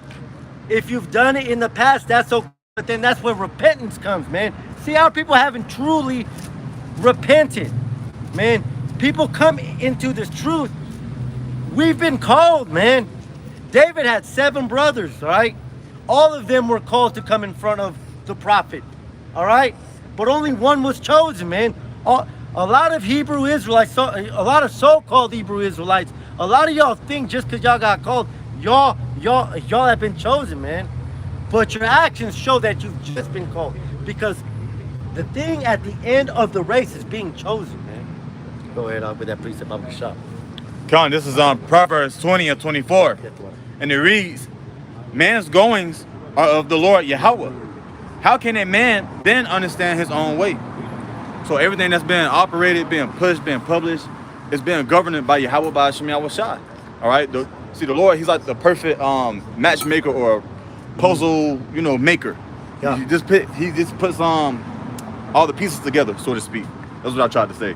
Yeah, yeah. He's gonna put the elect right in front of us, and that's why we come out here and preach this word, man. Because we have faith that we know what the scripture says. The elect, so-called blacks, natives, and Hispanics, though they are that speckled bird, right? We know that the elect is gonna get this truth. So check it out. It doesn't matter if your strong suit is in prophecy, if your strong suit is in historical facts. You're singing the very same song that the elect spirit is going to walk by, and they're going to ignore, nod their heads, continue with their stupid-ass football game, continue with their stupid-ass protest, and then go back to school, get more in-depth, and then put a fucking video on the internet talking about why can't I get a job? Because you studied lesbian dance moves for 15 years, dude. That's why you can't get a job. And because this place is cooked. AI is taking over this place, man. The only hope that this world has is if your last name is Patel, you can own a fucking hotel. Or if your last name is Johnson, you might be, grandfathered into some lawyer firm. Yeah, Johnson. Johnson and Johnson. Fucking, yeah. But the point is, hey, Israel, you got no hope. Your hope is in Yahweh Shai, man. So what are you to do? What are you going to do? You're going to continue to operate in this place? The scripture says this place is polluted. Precept. Bible shop. This is Revelation 14, and start from the top since you keep mentioning the new song. And it read, and I looked, and lo, a lamb stood on the Mount Zion. Yeah. And with him 144,000. If I can just pause you. That lamb, we all know that's Yahweh Shai, but where's he standing on? He's standing on Mount Zion, man. That's a people before it's a place. All right? He's not dealing with you Edomites. He's not dealing with you heathens. He's standing with his people. Amos 3:2. I have not known any other families other than you. Yes, all right? sir. Psalms 50, verse 5. Call unto me, my saints who have made a sacrifice by blood. Who did that, man? Who was the Most High dealing with in the Old Testament? All right? Go ahead. Continuing on in verse 1. Having his father's name written in their foreheads. His father's name, man. So it's a lineage thing, man. Because, we can call each other brothers, but that only goes so far. There's many interviews in the first 48 that will show you that. A lot of these people call themselves brothers, homies, whatever it is, but they turn it and then they snitch upon each other. No, this is a bloodline thing, man. Goes back to the Hebrew Israelites, so-called blacks, natives, and Hispanics. Go ahead. Verse 2. And it reads, and I heard a voice from heaven as the voice of many waters. Hold on a minute. He heard a voice from heaven, man.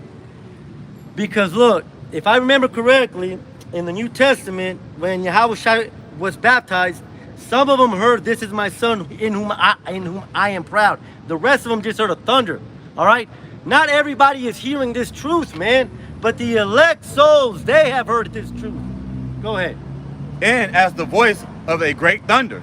And I heard the voice of harpers harping with their harps.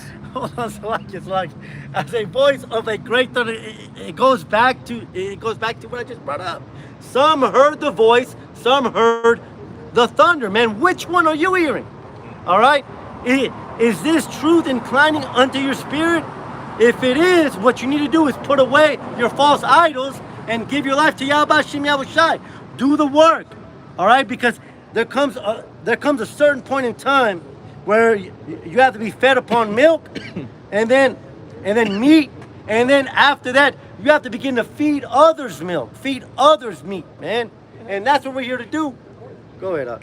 Verse 3, here go the main point, or really verse 4. But verse 3, and they sung as it were a new song.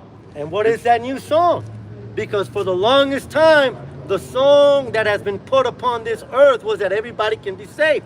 The song was that, Yahweh, whom they call Jesus, is a so-called white man. The song was that the angels was naked babies. All right? The song was that there was a virgin birth, but somehow was able to carry on the bloodline of David through an angel. Right? No, we're not singing that song, man. All right, again, the people that walked in darkness have seen a great light, and that great light is this song. Go ahead, And they sung as it were a new song before the throne, and before the four beasts and the elders, which are really angels. Right. It says, and no man could learn that song but the 144,000, which were redeemed from the earth. Right. Yeah, that redemption is through Yahweh Shah, because he's the mediator. He laid down his life because we transgressed. We went off. We broke the first covenant. So Yahweh Shah came back and laid down his life to bring us back spiritually too. He spiritually brought us back. Continue on, verse 4. These are they which were not defiled with women. That's plural, by the way. Different doctrines, different philosophies. Right. Like you mentioned earlier, depart from this place. Yep. This place, it will mentally fuck you up. Yep. And it'll have you going off. Okay? This is the valley of shadow of death. So it's going to have you going off into darkness, into death. Okay? It says, Yeah, I was about to say, like, you got all these doctrines out here. Man, you go to YouTube and just type anything up. They'll have you believe in every one of the doctrine when you go to the search engine, man. Right, they have you looking up at the sky thinking it's a big ass planet coming to crash onto Earth. Yeah, like a meteor or something. Planet X. Nibiru. There's a saying that goes, if you want to know who's in charge, find out who you can't say anything bad about. Well, furthermore, if you want to know who you are, call yourself that, and then see who has an issue with that. Because we can be Bloods, we can be Crips, we can be Blacks, we can be fucking Tartarians, we can be fucking, what's that thing, Moors, we can be anything but an Israelite, man. We just saw that she's a female, Iggy Azalea Banks. She got the bag. She went to Israel, right, for the bag, and then when she got there, she started speaking out against the so-called small hats, saying that they themselves were not the people, and that the Palestinians have more Israelite blood than they. And then as soon as she got brought forth with, are you a Hebrew Israelite? She said, no, man. Again, you can call yourself black, you can be a fucking supermodel artist, but you cannot be whom you really are.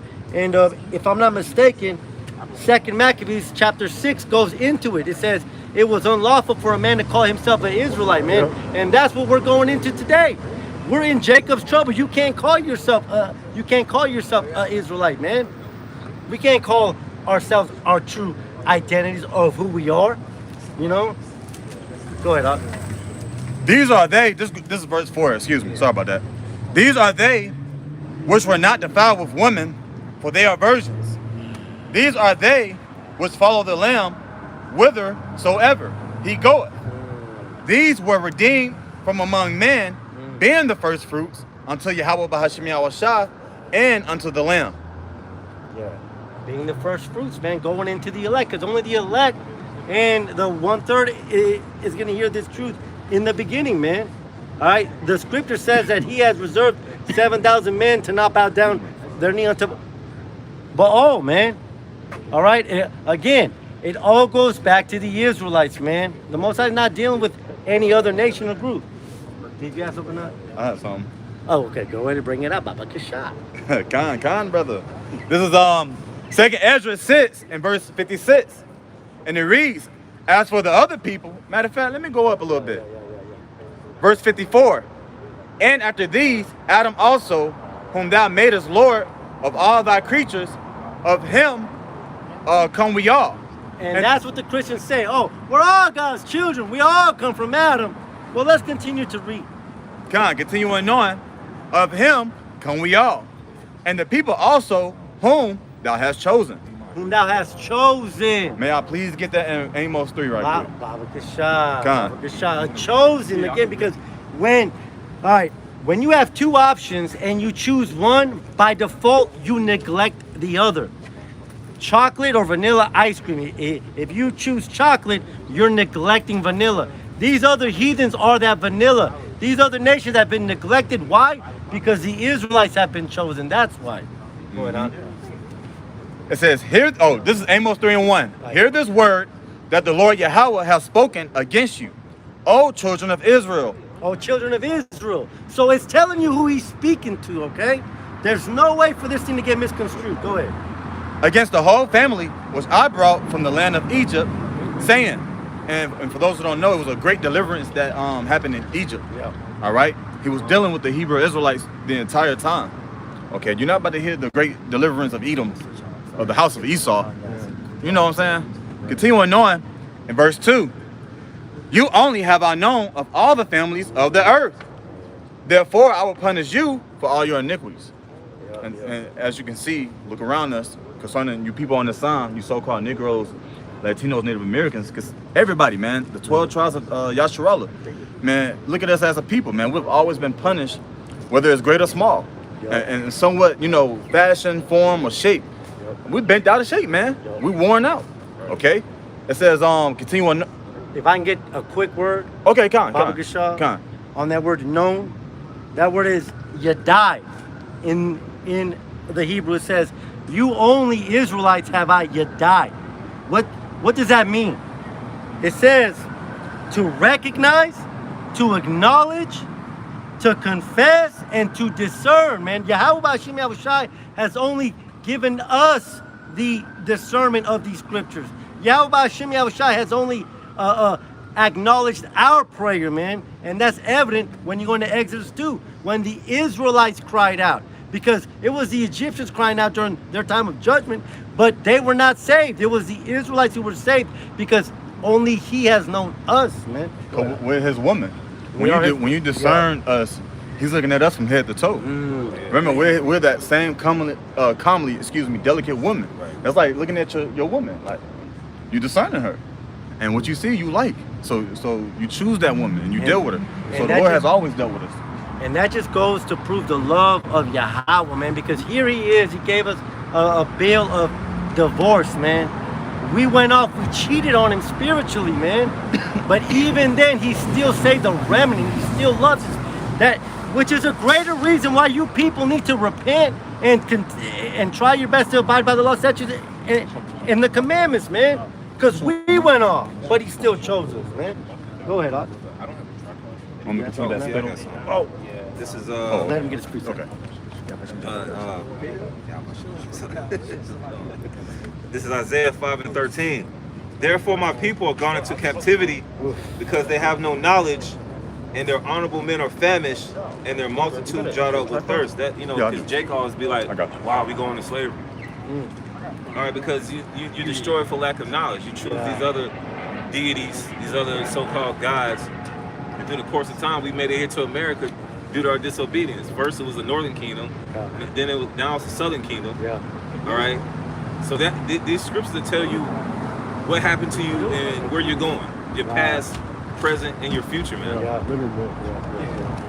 And that's heavy too, because again, Ecclesiastes 1 verse 9, there's nothing new under the sun.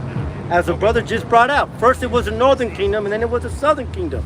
And that's the very same thing going on today. First they started with the Northern Kingdom, and now they're moving on to the Southern Kingdom. Same thing happened with the Patriot Act. When that day happened, they passed the Patriot Act. All these Americans thought that the Patriot Act was going to be a good thing, but you know what ended up happening? It came back to bite them in their fucking ass, man. And that's the same thing going on today.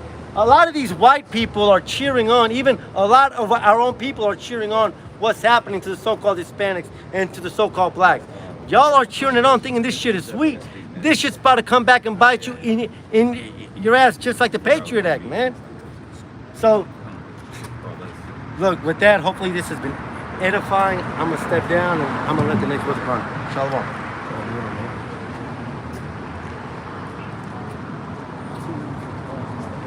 All right, shalom, shalom.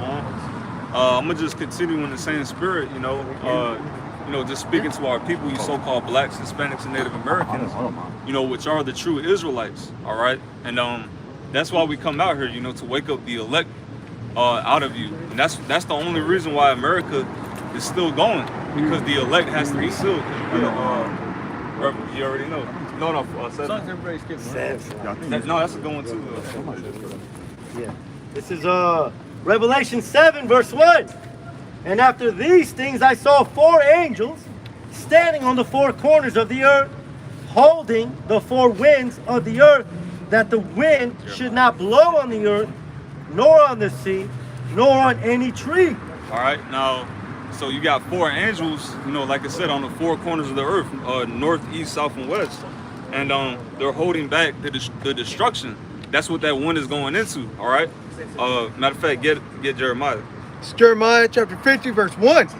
The word that the Lord spake against Babylon and against the land of the Chaldeans. Right, now this is not talking about ancient Neo-Babylon. This is talking about prophetic Babylon, which is Babylon the Great, which is America, all right, through the Spirit. The word Babylon comes from the Hebrew word Babal, which means confusion. And America promotes nothing but confusion. That's how we know, through the Spirit, that's Babylon the Great. Go ahead.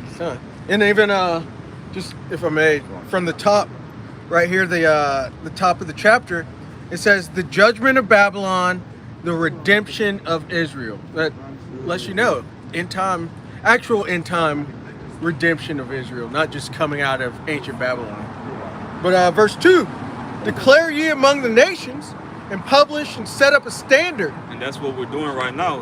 The standard is the 12 tribe sign, and also, the whole doctrine.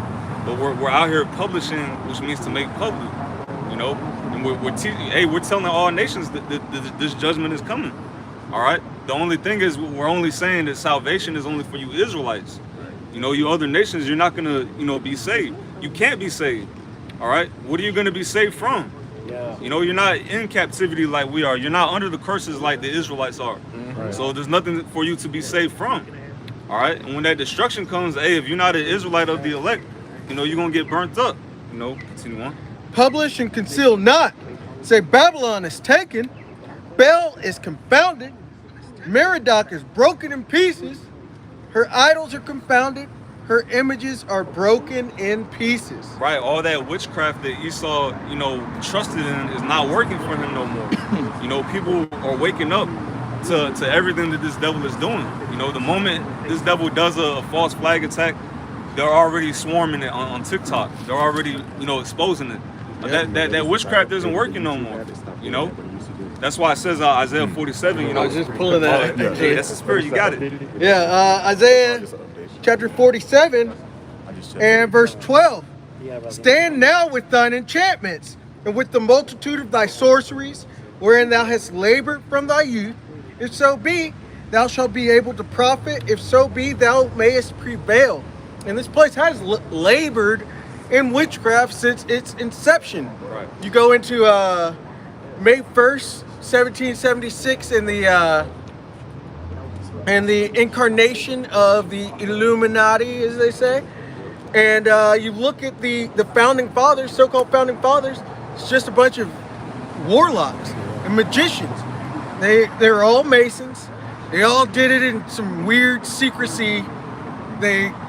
You could see it in the foundations of Washington, D.C., in the grid of that place, and you see it on the dollar bill. This place is founded in witchcraft and evil. This is an evil place. Don't be blinded. Right. And that's why he's saying, stand now with thine enchantments. It's like the Lord is making mockery of you, Edomites. Like you built your society off of this witchcraft. Well, stand on it. Like Jake says, keep that same energy. Stand on. But it's not gonna be able to deliver you though. Right. Is there any more? That was it. Actually, a little bit more. Verse 13. Okay, yeah, you can continue. It says, thou art wearied in the multitude of thy counsels. Let now the astrologers, the stargazers, the monthly prognosticators stand up and save thee from these things that shall come upon thee. Right, basically let all your witches and warlocks, let them, do some rituals to save you, but it's not going to work. All right, your judgment is already set in stone. he said an arrow can't be turned back once it's shot. So once those missiles shoot, there's no turning back. There's no ritual that you can do that's gonna stop them. There's no amount of money. You know, matter of fact, get that where it says, what does it say? Neither their Your silver. gold is canker. I got you. James. What's that? James 5. Well, not. We'll get that one too, though. That's a good one too. Well, I guess yeah, this is Revelation 6 and 16. Just going into what the brother's bringing up, because these devils know. It says, 15. It says, and the kings of the earth, and the great men, and the rich men, and the chief captains, and the mighty men, and every bondman, and every freeman, hid themselves in the dens and in the rocks of the mountains. And we see that today. These people are building these tunnels. Why? Because, see, the brother's going into it, man, but really these Edomites know our book more than our own people do, man. Yeah, to add to it, says the children of this world are wiser than the children of light. Yeah. You know, the majority of our people, they don't understand the truth. That's why it says, you know, Israel have not obtained that which he seeketh for. But the election had to obtain it. That's why we're up here right now, Lord, when we're the elect. All right, because we got the truth. And the Lord gave us a mission to come out here and teach it. You know? Right. We got it. And the rest were blinded. The James, or would you know? No, get that one first. And then Okay, Con. This is Zephaniah chapter 1 and verse 18. And it reads, neither their silver nor their gold shall be able to deliver them in the day of the Lord's wrath. Yeah, it don't matter, you know, how many bitcoins you have. It don't matter how many trades you did, what type of enterprise you were saving up for, how many loans you did. Your credit could be a 950, all right? Bro, nothing will be able to deliver you financially from Yahweh Bahashim Yahushua. It says, continuing on, it says, but the whole land shall be devoured by the fire of his jealousy, for he shall make even a speedy riddance of all them that dwell in the land. You got it, bro. Right. The fire of his jealousy. Because the majority of our people, they worship other gods. They don't acknowledge Yahweh Bahashim Yahushua. They worship themselves, or they don't believe in anything. So because of that, he's gonna, you know, burn the majority of these people up with the fire of his jealousy, you know? And I looked at that word where it says, going back to verse 18, where it says, even a speedy riddance of all them that dwell in the land. I got the word riddance, and it says a cleaning out, a removal, clearance. So this removal process is going to be quick within an hour. All right, and what's gonna be mainly that cleaning, that fire. We just read the fire of his jealousy. Where it shall come a day where it shall burn as an oven.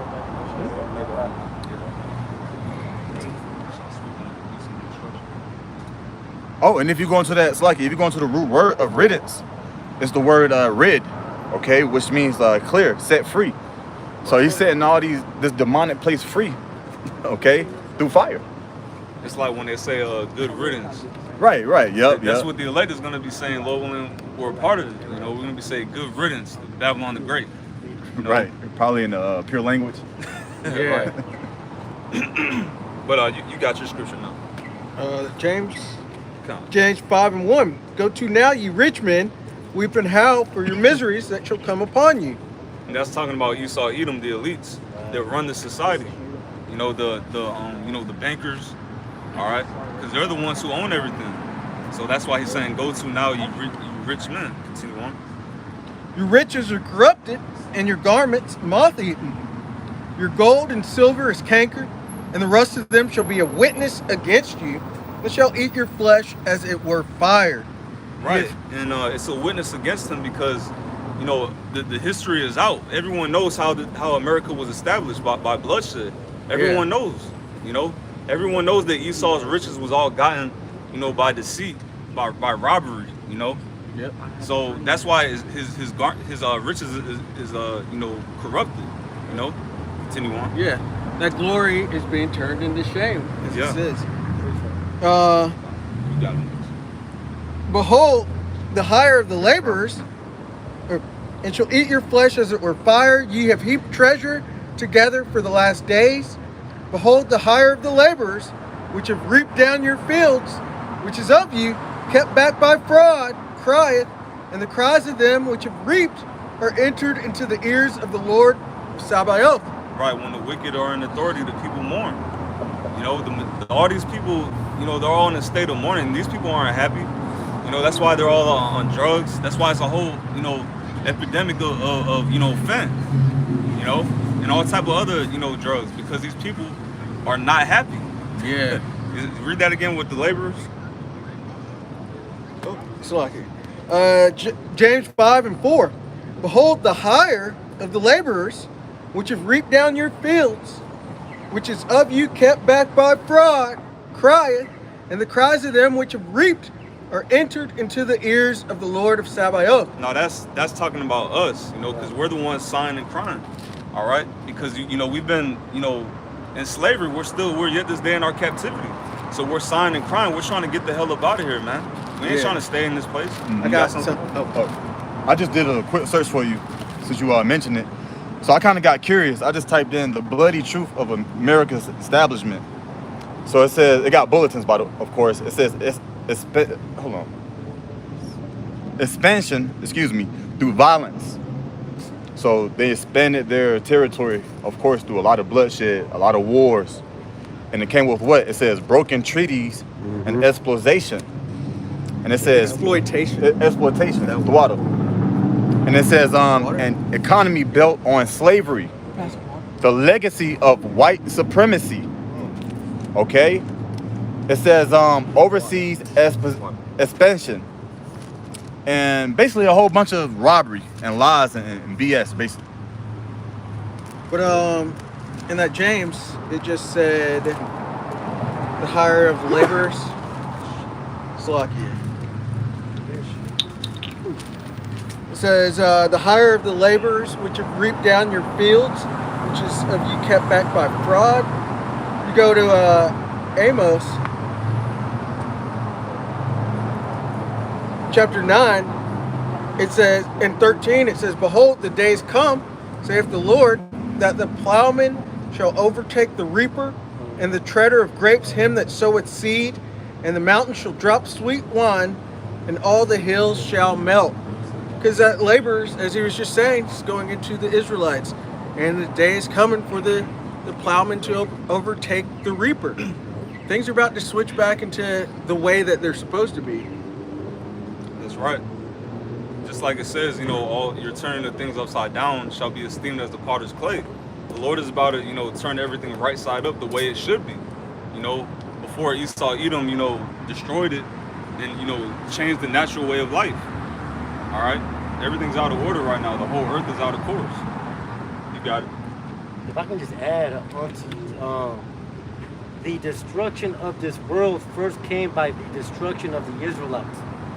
Okay? Because the Israelites had everything in order until this bastard came and started putting poison into the air, the water, the food. And so the only way for us to get back into that perfection is by, first and foremost, Yahweh Shai, who is the Israelite, being on top. You know? That's right. Job 20 and 22. It says, in the fullness of his sufficiency, he shall be in straits. Every hand of the wicked shall come upon him. Right, so when he's about to establish his plans, you know, what's the plan? They want to put a device in everyone, in the right hand or on their forehead. All right, that RFID micro CHIP. That's what their ultimate plan is. You know, their NWO. But when they're about to fulfill that, it said he shall be in straits, meaning a position of difficulty. You know, which he's in right now. All right, you know, that's why this devil is scared right now. You know, he's coming down with great wrath. All right, he's going overdrive. You know, with ICE. You know, deporting Northern Kingdom. You know, he's going to overdrive, and like bros are going into, he's gonna start doing it to start targeting you so-called blacks. You know, the Southern Kingdom. All right, but it always started with the Northern Kingdom first. You know, but continue on. Read that again, Baba Bashar. Job 20 and 22. In the fullness of his sufficiency, he shall be in straits. Every hand of the wicked shall come upon him. Right, and matter of fact, could you get that word for wicked? Because that's not actually talking about wicked as in the sons of God, the sons of men, the sons of the wicked. It's not talking about that. You know, brother's gonna get it. Yeah, come on. The word wicked in the Hebrew is imol, which means a laborer, a sufferer, or a wretched one. Right. So every hand of the wicked means all the laborers, all the people that work for Esau. You know, because technically we're all slaves to Esau. That's what the birth certificate, you know, your social security number, that's all, you know, slave documents that shows that who you work for. You work for the bankers. So every hand of the wicked shall come upon them, meaning, you know, everyone is going to start going against this devil, which they already are. It's just going to increase. You know, it's going to get to the point, you know, like it says, you know, Jacob's going to be like a lion in the midst of lambs. Okay, it's going to get bad. That's going into the race riots. But you got something? I was thinking that Habakkuk too, because it kind of goes into that too. I have something for you. You got it. The 2 Peter chapter 3 and verse 10. And it reads, but the day of the Lord will come as a thief in the night, in the which the heavens shall pass away with a great noise, and the elements shall melt with fervent heat.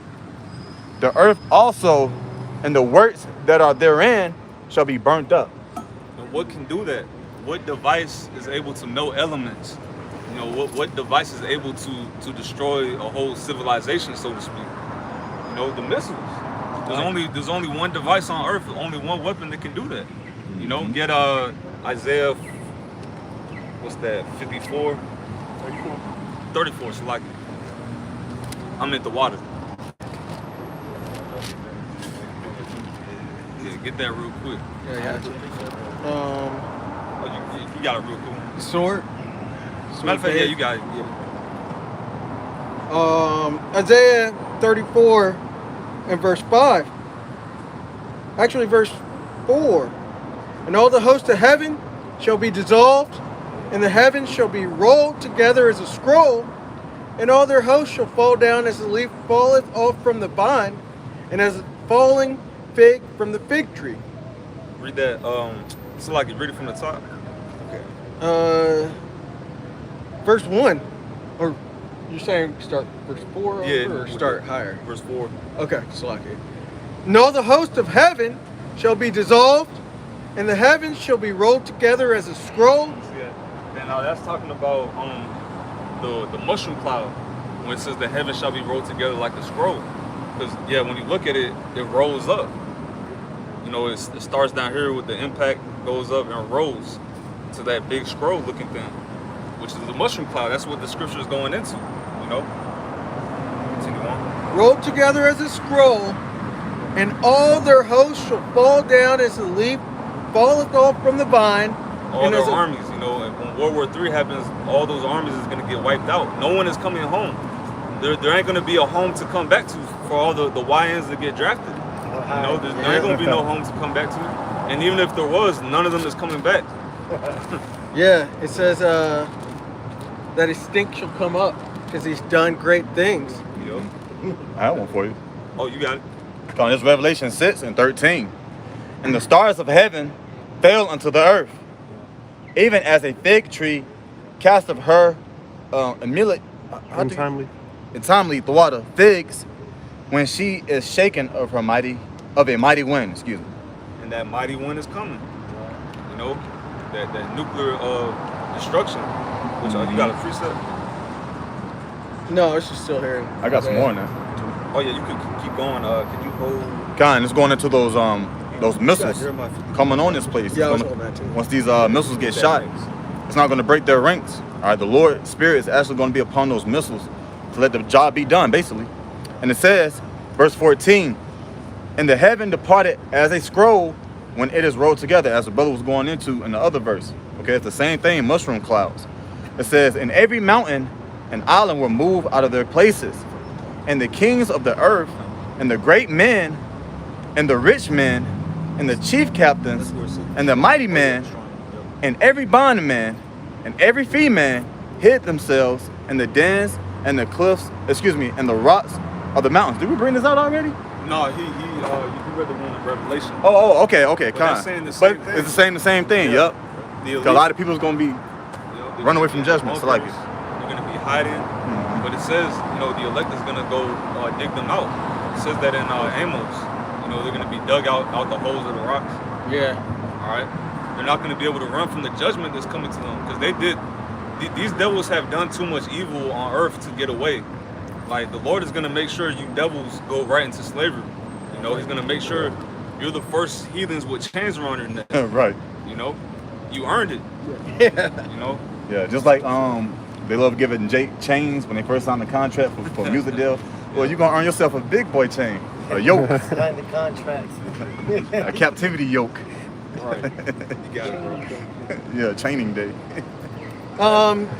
Quick precept to just back up your point. Micah 2 and verse 3. Therefore thus saith the Lord, behold, against this family do I devise an evil, from which ye shall not remove your necks, neither shall you go haughtily, for this time is evil. Oh, you go. Yeah, and they're not going to be able to get out of this. There's nothing they can say or do, and we know their words are smoother than butter, and they've been able to talk their way out of everything for the longest of time. They've even been able to tell people that they didn't steal these lands. We colonized it. We did certain things, but they're not going to be able to get out of it. They've been able to really like slither out of being judged, but this judgment's coming from the Lord, and He's not going to allow you to just continue existing. Right. If I could add to that covering that He put on Cain is about to be taken away. Yeah. Because remember, even Cain in his spirit, he was like, if anyone sees me, they're going to kill me. But the Lord was like, nah, I'm not going to let that happen. But now the Lord is going to let it happen. You know, that protection that Esau had, he's not in trouble as other men. Now he's about to be the most in trouble. You know? Yeah. He's about to be in trouble more than any man. Right. You know? Yeah, and that's why Jake couldn't go against Esau for the longest too, because they'll be avenged sevenfold. That's why something happens and then Jake gets lynched beyond recognition. That's all going away. That's all going away. Esau's going to be judged. They're not going to get out of this. Right. That's also why the scriptures say in many passages that the third part of men shall be slain. That's all about Esau. Right. There's no running. I got something for you. You got it. It's Amos 9 and verse 12. That they may possess the remnant of Edom. And when you possess anything, you become a property, so to speak. And guess who's going to become our property? These heathens. That's captivity that we're reading. What he that deliver into captivity shall go into captivity. Well, leadeth. Yeah. Okay, but same thing. It says, all of the heathen which are called by my name, saith the Lord Yahweh, that doeth this.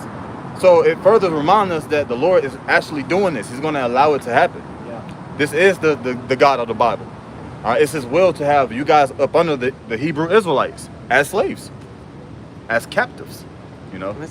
If I can add on to that, and you know what, all of that makes perfect sense, because just in the same way that Yahweh Shai took His protection and His covering away from the Israelites, He's going to take His protection and His covering away from these Edomites and destroy them for the final time, man. Right. Yeah. I can put precept. Unless the brother has it. You was that in on it? Yeah, that's it. You could hit that Jeremiah real quick. Okay. Then we're gonna get that. Jeremiah 51 in verse 1. Thus saith the Lord Yahweh Ba'ashem Shai, behold, I will raise up against Babylon and against them that dwell in the midst of them, that rise up against me, a destroying wind. Right. So now, again, that's not talking about Neo-Babylon. That's not talking about the ancient, which is in modern day Iraq. That's not what that's talking about. That's talking about Babylon the Great, the daughter of Babylon, which is America. So He's gonna raise up against them a destroying wind. That's what. Go back to Revelation 7. That's what that's talking about. Yeah, this is Revelation 7, verse 1. Well, 7 verse 1. And after these things I saw 4 angels standing on the 4 corners of the earth, holding the 4 winds of the earth, that the wind should not blow on the earth, nor on the sea, nor on any tree. Now we know what that wind is, that destroying wind, which is going into the nuclear missiles. Yeah. Continue on. Verse 2. And I saw another angel ascending from the east, having the seal of the living power. And he cried with a loud voice to the 4 angels to whom it was given to hurt the earth and the sea. Verse 3, saying, hurt not the earth, neither the sea, nor the trees, till we have sealed the servants of our power in their foreheads. Right. So he told that angel from the east, you know, don't hurt the earth. Don't let the wind destroy the earth until we seal the servants of the Most High in their foreheads, which is the elect. So the only reason that this place is still going is for the elect's sake, because the elect has to get the truth. The elect has to repent and start calling on Yahweh Bashem Yahweh Shai. That's the only reason this place is still going. And it's our job to come out here and preach Yahweh Bashem Yahweh Shai, preach the gospel, you know, that hopefully, you know, a member of the elect can hear. You know, hopefully a member of the elect could repent. All right, and the scriptures tell you that the angels, you know, rejoice when one sinner repents. You know, so we're out here. If we just get one person, that's good. You know, hell, if nobody comes up, that's good. We're prophesying to the wind. You know, continue on. I got this more backing up the point of the wind. You got it. Jeremiah 30 and verse 23.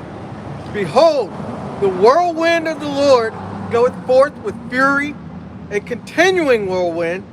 It shall fall with pain upon the head of the wicked.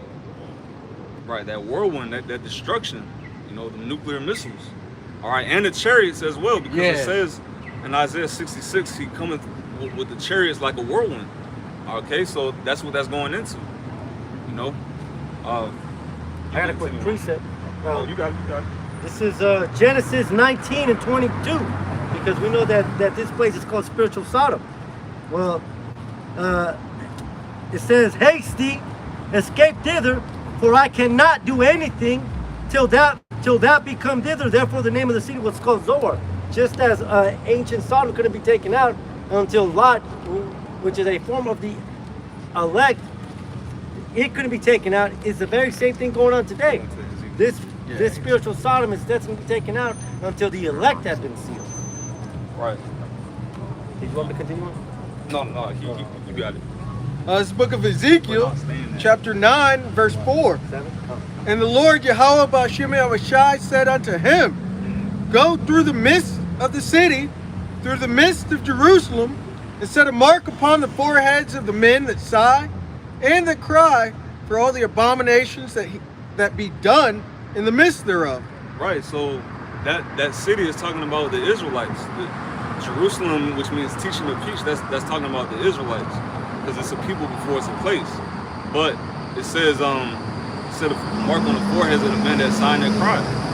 The only ones signing and crying are the elect. All right, because that's a part of the new song. You know, that same song that no man can learn, but the 144,000. All right, part of that is crying out against this devil, crying out about all the iniquity and wickedness that's going on the planet Earth. Okay, that this place, it got to be put to an end. This shit got to end, bro. Like, it can't keep going. You know, we got to get them new bodies, because we're just gonna keep sinning. All right. So, matter of fact, get Malachi 4 and 2. Start at 1. Malachi 4 verse 1. For behold, the day cometh that shall burn as an oven, and all the proud, and all that do wickedly shall be stubble. Right, they have a whole month called Pride Month here. So it said all the proud is gonna be like as stubble. You know, just like Sodom and Gomorrah. Right. Continuing on. And the day that cometh shall burn them up, saith the Most High, Yahweh Hashem Yahweh Shai of hosts. Right, more fire. Definitely need some fire, definitely. That it shall leave them neither root nor branch. Right, there ain't gonna be no more root left of this shit. It's gonna be cut down from the root. If you uproot a tree, that shit's not growing back. You know, and there's a lot of trees walking around that needs to be uprooted. That's right. Continue on. Verse 2.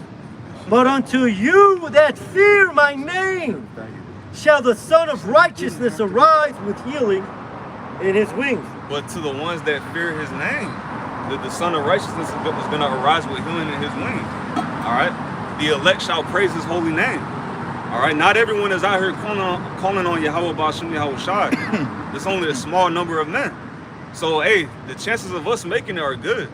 You know, we just got to keep going. You know, I'm not saying that out of pride either. I'm saying that, you know, out of confidence and fear. Yeah. You know, we got to just keep going. You know, it's a good chance. These people, they were all born in vain, man. Yeah. You know? Yeah.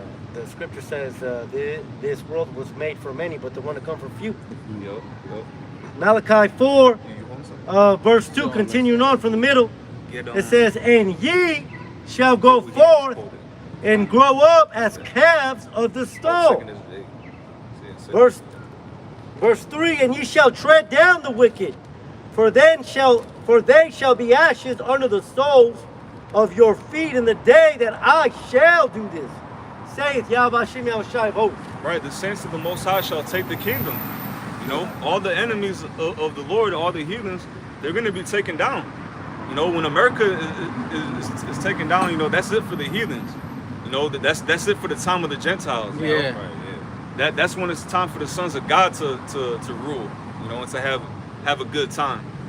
You know, but right now it's you heathens' turns. Like the brother was saying before me, you know, you Edomites just rejoice. All right, because your time is up. All right, now it's about to be Jacob. You know. 2nd Ezra chapter 8, verse 1. And he answered me, saying, the Most High hath made this world for many, but the world to come for few. Skip down to verse 3. There be many created, but few shall be saved. Right, self-explanatory. You know, it's I want to say it's like 8 billion people on the planet. Yeah. Something like that.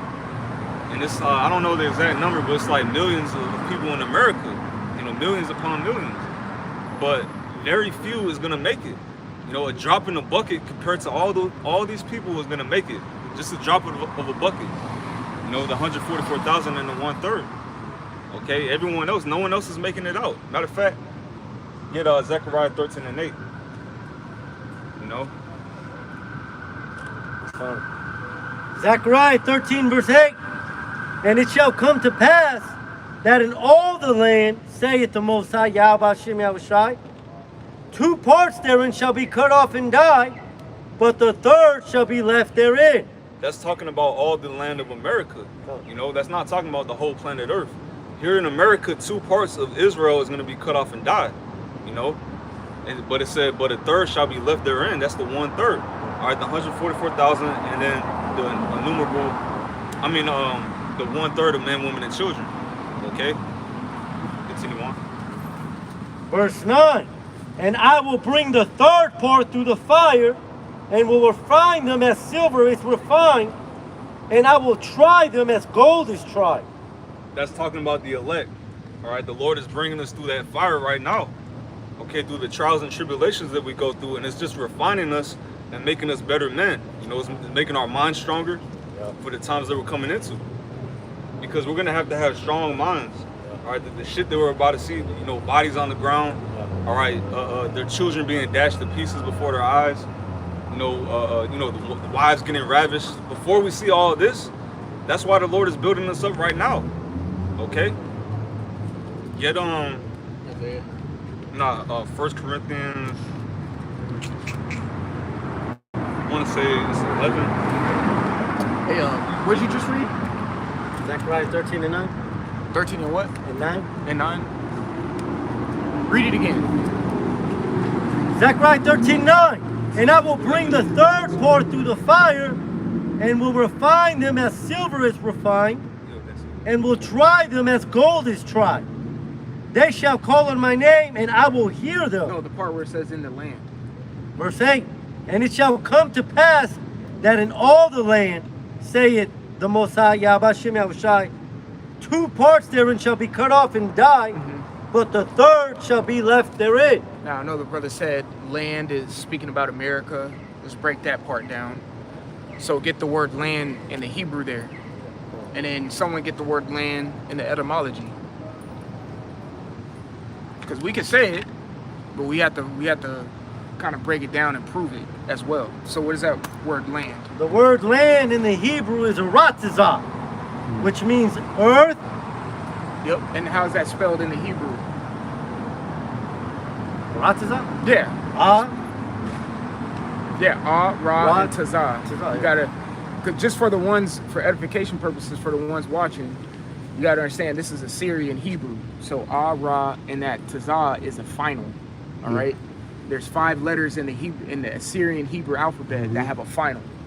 All right. So you gotta understand, what is it? What's the 5? Tazah, Ka, Na, Ka, So what? Ma, Pa, Pa. Tazah. Yep. So look, that's one of the 5 finals. So that's how you know that's a Ratazah, and that's a Tazah at the end. So what does it say in the definition? I got the definition. No, in the Hebrew first. Because first is gonna say, just say go ahead. It says land, earth, whole earth, country, territory. Right. What's the second part say?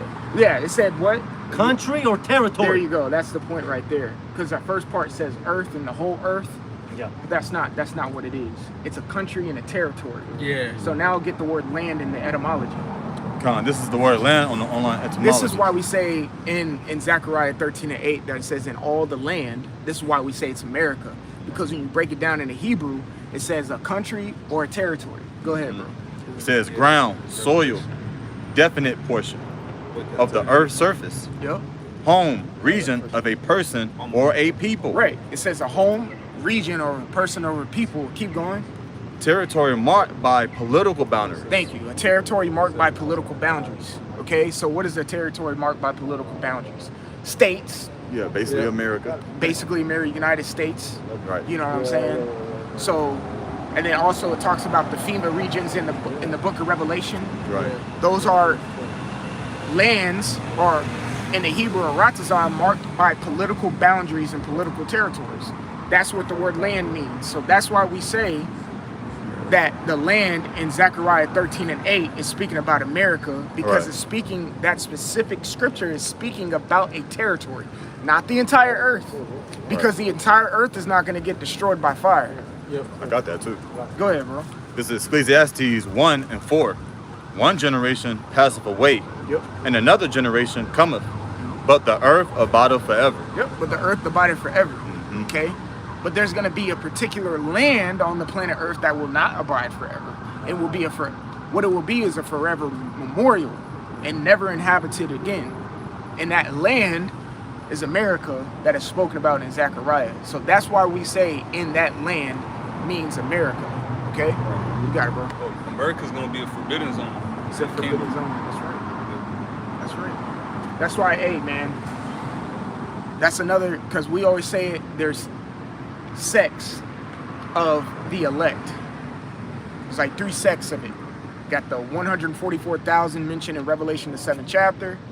Got the peaceful multitude mentioned in Revelation 7. Also in 2nd Ezra the 13th chapter. And then you have your 1/3, what you're reading about right now. The 1/3 is only in America. Okay?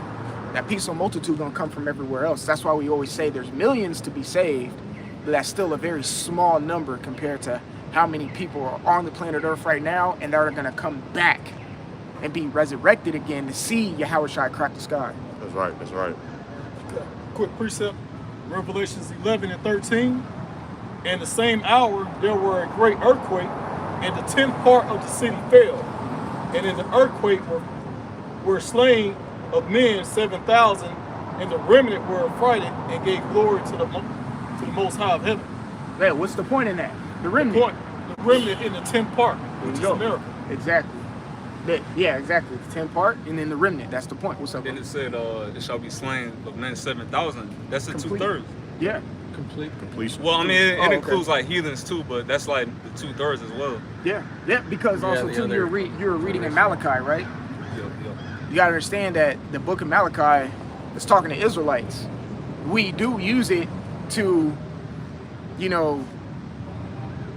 tell these heathens what's gonna happen to them, but really, the book of Malachi, what was that, Malachi, the 4th chapter? 4 verses like 1, 2, and 3, something like that? Yeah. Well, the whole chapter, really. Because also, too, in that chapter, it says, we shall send you Elijah. That's not speaking to the heathens. Right. It's the Israelites. So, it's verses 1 and 2 and 3 That's speaking about you wicked ass Israelites. That's speaking to y'all. That's y'all's judgment. That's what Malachi was talking about. He was sending a message, that's what his name means, to the Israelites. We just use it and apply it to the heathens, but really that's talking about you Israelites, man. The whole book is. Yeah. You know, that's why the scriptures say you're in Revelation 11, we measure the temple, okay? And then the ones who are without the temple, the profanity. Y'all don't know if y'all seen that clip. Watch your profanity. But the one who are profane, outside the temple, we don't teach, we tell. Okay? That's simple. That's right. You know? You said what? Yep. Measuring with the scriptures. The guy read like unto a rod is the Bible, man. You know, you got it. Anyone holding anything? Oh, not at the moment. Yeah, you can go back to Well, what else? Y'all read Revelation where it talked about the, y'all said something about the hold the four winds from the... Yeah, Revelation 7. That was it? It break down the seas and the trees. Oh yeah, con. Because you broke down the wind and what that was. Well, what's the sea and the trees? Yeah, read that again, where it says the trees. This is Revelation 7, You going to John? at the verse 1. And after these things I saw four angels standing on the four corners of the earth, holding the four winds of the earth, that the wind should not blow on the earth, nor on the sea, nor on any tree. Con, so what it says, you know, hurt not the earth, you know, nor the seas, nor the trees. All right, that's not. I mean, it is talking about actual, you know, trees, but it's also talking about people as well. All right, and we're gonna get that. I got that. I got Revelation 17 for you. Oh, he's getting it. Oh no, you got it, because he's gonna get some notes too. So like, I didn't know, man. This is Revelation 17 verse 1, and it reads, "And there came one of the seven angels which had the seven vials of, if I pronounce that right, and talked with me, saying unto me, Come hither. I will shew unto thee the judgment of the great whore that sitteth upon many waters." Which the great whore is speaking about America. Okay, the whore that rides on the beast, which the beast is NATO and the EU. That's right. But the point is, where it says she sits on many waters. Now he's gonna get what that is. Mm-hmm. And to get that, go straight down to verse 15, same chapter. It says, "And he saith unto me, The waters which thou sawest, where the whore sitteth, are peoples, and multitudes, and nations, and tongues." Right. So there you go. It tells you, you know, that the waters represent multitudes of peoples and tongues. Right. All right. So now you know when it says hurt not the sea, that's what it's talking about. You know. Also, what's that other one? Revelation 12 and 12, when it says, "Rejoice, ye heavens, ye that dwell in them." Matter of fact, get it. Therefore rejoice, ye heavens, You got it. Yeah. and ye that dwell in them. Woe to the inhabitants of the earth and of the sea. There you go. See, it says "and of the sea." That's talking about people like that nigga right there. You know, he's a part of that sea that's gonna be wiped out. You know. It kind of reminds me in Revelation chapter 9 too, where it says, "Hurt not the trees and stuff." Just Well, now we just read that. Yeah. oh, Break it down. I like it. Well, nah, you right though. If I can get one more precept. Oh yeah, you got it. Revelations 12 and 15. It says, "And the serpent cast out of his mouth water as a flood after the woman." Again, going back into people being likened unto water. The flood, it was the soldiers in 70 AD. It says, but yeah. And also where it says trees, that's also talking about men. You know, you got it. Yeah. Mark 8 and 23. And he took the blind man by the hand and led him out of the town. And when he had spit on his eyes and put his hands upon him, he asked him if he saw aught. And he looked up and said, "I see men as trees walking." After that, he put his hands again upon his eyes and made him look up, and he was restored and saw every man clearly. Hey, there you go. Yep.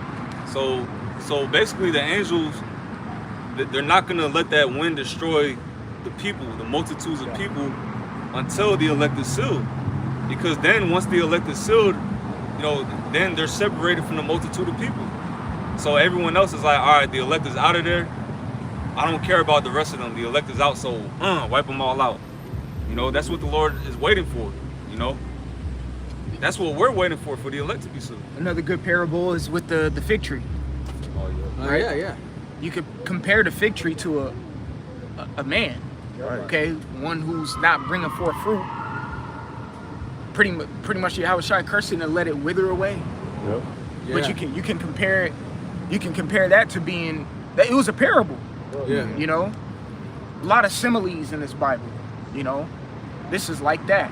This is like that. The tree, the man is like the tree. You know what I'm trying to say. Even makes me think wheat and tares. I know that's not a tree, but it's still like foliage that it's comparing to. Yep.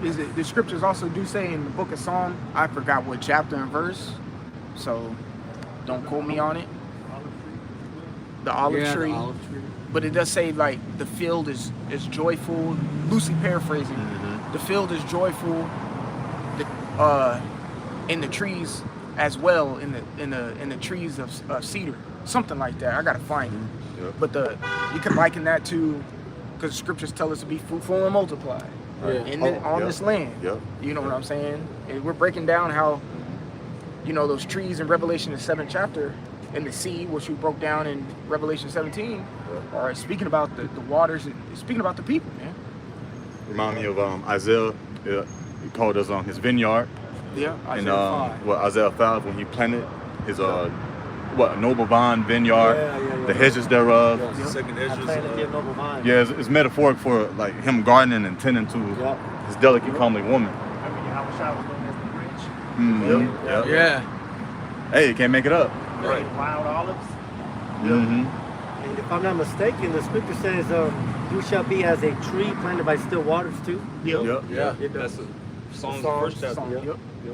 And then the king of Babylon, he was that tree in his own dream, and the birds that were on his branches, that's the other heathens. It even talks about the wicked spreading himself as a green bay tree as well. Right, right. It's all over the Psalm scripture. 37. Oh, it talks about thorns. Yeah. Oh yeah. They Oh yeah. hid themselves behind the trees. Yeah. Yeah. People. Well, yeah. It wasn't, you know how Esau have it. He Right. have a butt naked Eve. Yeah. Right. With a little maple leaf. With a big ass leaf over her box. Snake crawling up in and shit. Yeah, have a little. Yeah, have Jake a little maple leaf on his little thing. Yeah. I need more than a maple leaf to cover that shit. Looking like a G-string Right. The fuck? through. Precept. Fucking maple leaf. This book of Isaiah 14 and verse 8. Yeah, the fir trees rejoice at thee, and the cedars of Lebanon, saying, since thou art laid down, no feller is come up against us. Now we say that is talking about actual trees, but that's talking about men as well. Well, people. You know, that's talking about people in the kingdom. Everyone's gonna be rejoicing that Esau got taken down. Yep. You know, that they don't have to be in this polluted ass place no more. You know, it's gonna be a beautiful earth again. Yes. Right. It said no feller, right? Yeah, no feller. You could break it down better than I could. Yeah. A feller is somebody that chops down trees. And who chops down more trees than Esau Edom? There's even a word for it, deforestation. Yeah. They chop down whole jungles. That's how we breathe. This guy's just destroying the air that we breathe. That's the lungs of the earth. Exactly. Yeah, you need to go look it up. In 2020, go look up China when they did their shutdown, because China is known just to have smog everywhere. 2020 lockdown. You can literally see day by day when you do like a time lapse of I forgot what city it was. The smog just clears because everybody is inside. Factories are shut down. Things are getting a rest. The earth and the air is getting a rest, and you can literally see the blue sky for the first time in years, type shit. Damn. Yep. The waters, the animals are coming out to play. Yep. Hanging out. That's how you know no man should be working 24 hours. It's wicked. You know, nothing should be open 24 hours. You should work your day's work and take your sweet ass home. And it'll be that. And you get paid for what you've done. For the work that you, that same day, for what you, the work that you put in. That's what you deserve, right? Yeah, that's what you get out. Yeah. Work Exactly. you put in, work you get out. Exactly. Right. So, therefore, everybody, that's why the scripture say in Psalm 127, you wake up early, stay up late just to eat the bread of sorrows.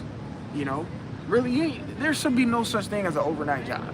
Yes. Unless you in the fucking military. Yeah, holding post. Because you always have to have security, but even that's going to be done away with. Because there's not going to be no more weapons, no going to be no more war. Yeah. No, the fuck I got to watch. Yeah. Yeah. Ain't nobody going to be on Israel ass. We going to be on everybody else's. Animals gonna be at peace with us. It's not like some monster's gonna come break down the gates or anything. And on Like, top of that, the angels are just gonna be around No, us. you good, you good. Oh, no, you good. Let's say, like, we're gonna be angels ourselves, but we're gonna have angels around us still in the kingdom. That's right. Right. Yep. Yep. On top right. of us being angels ourselves. Yep. I don't know who, man, fuck it, I ain't gonna say it. Oh, fuck it. I don't know who read the mangas or watched the anime, Dragon Ball Super. There was a, like, the top deity in there. His name was like Xenos or something like that. Like, he literally could pluck his finger and erase a whole universe. But he still had bodyguards next to him. Mhm. Like angels.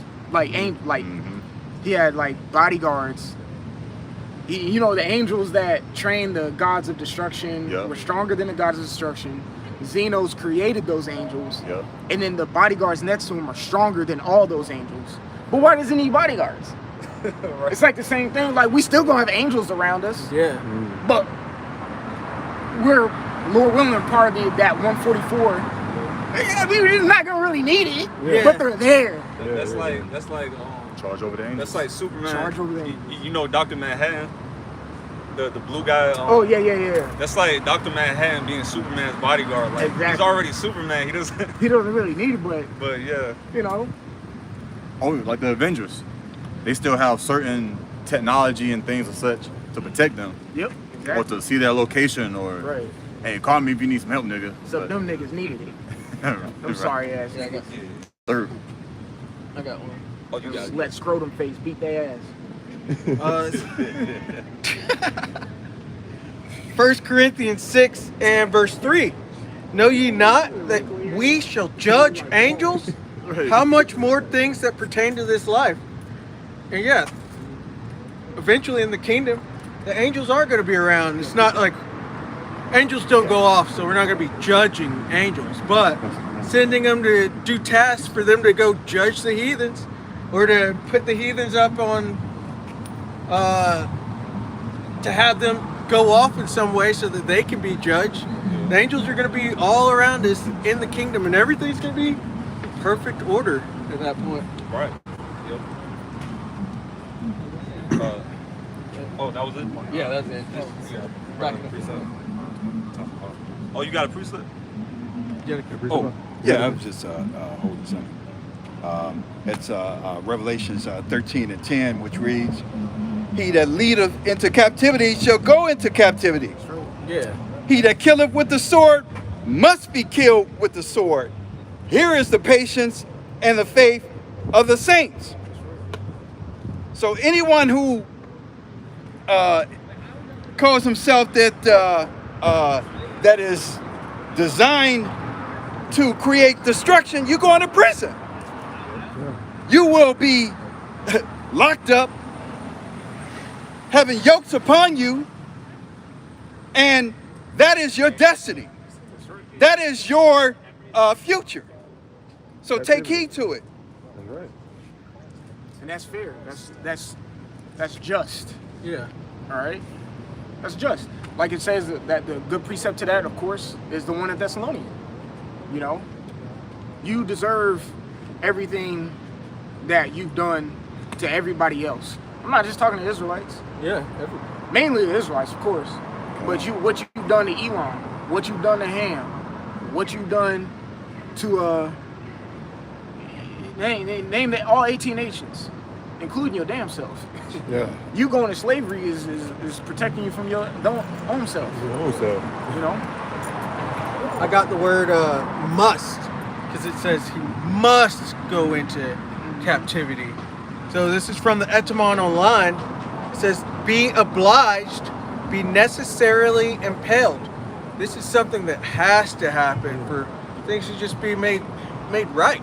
You just have to, they have to go into captivity. They have to be killed by the sword. They must be. There's an obligation by Yahweh B'Shem Yahushai for this to happen. It's got to be carried out. It said necessarily impelled. Yeah, be necessarily impelled. Is that the impelled, like impelled? Oh, no. Oh, because I was like, that's spiritual too, because it is a must that you have to be thrust through. You know what I'm saying? Yeah. So it's like, I was like, damn, what impelled is that? From impel. Like, you're impelled to... Yeah. Okay. I know it.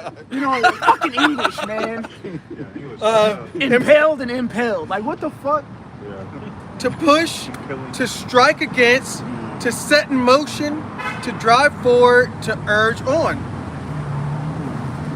I mean, kinda. Yeah, it's about the Because same. it says to strike forward, right? To push, to drive. Yeah. To urge. The account that's coming into my head is when, I forgot who it is, but they're in the chambers and he impelled both of them. Oh yeah, Phineas. Phineas, When yes. they were doing that sex magic. Yep, and he thrust through, so he pretty much impelled them with the spear, right? It was a spear.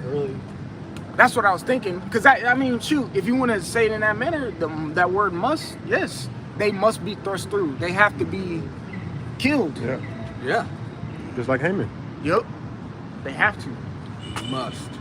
Just like Yahushai said, he must put down all rule, power, and authority. These things just have to happen. Yeah. Moses This is said, just- let not your heart be troubled, for all these things must come to pass. Yeah. Esau got to be taken out. That's just a part of it, you know. Whenever you see that must or will, that means it has to happen or it's going to happen. Yep. You know what I'm saying? Like, there's nothing you can do about it. That's why in the I don't want Pa'al, it says let thy will be done, because it's gonna happen regardless or not. So just be in agreement with it and say your will has to be done. I got 2 words, if you don't mind. This is the word must on the etymology. It says to be obliged or to be necessarily, and then the word obliged means to make legally or morally bound to a course of action. Yep. Legally. But, yes, because really aren't we reading out of a law book Yeah. right now? So we're reading the charges. We're reading the laws. We even read the laws on how to handle heathens.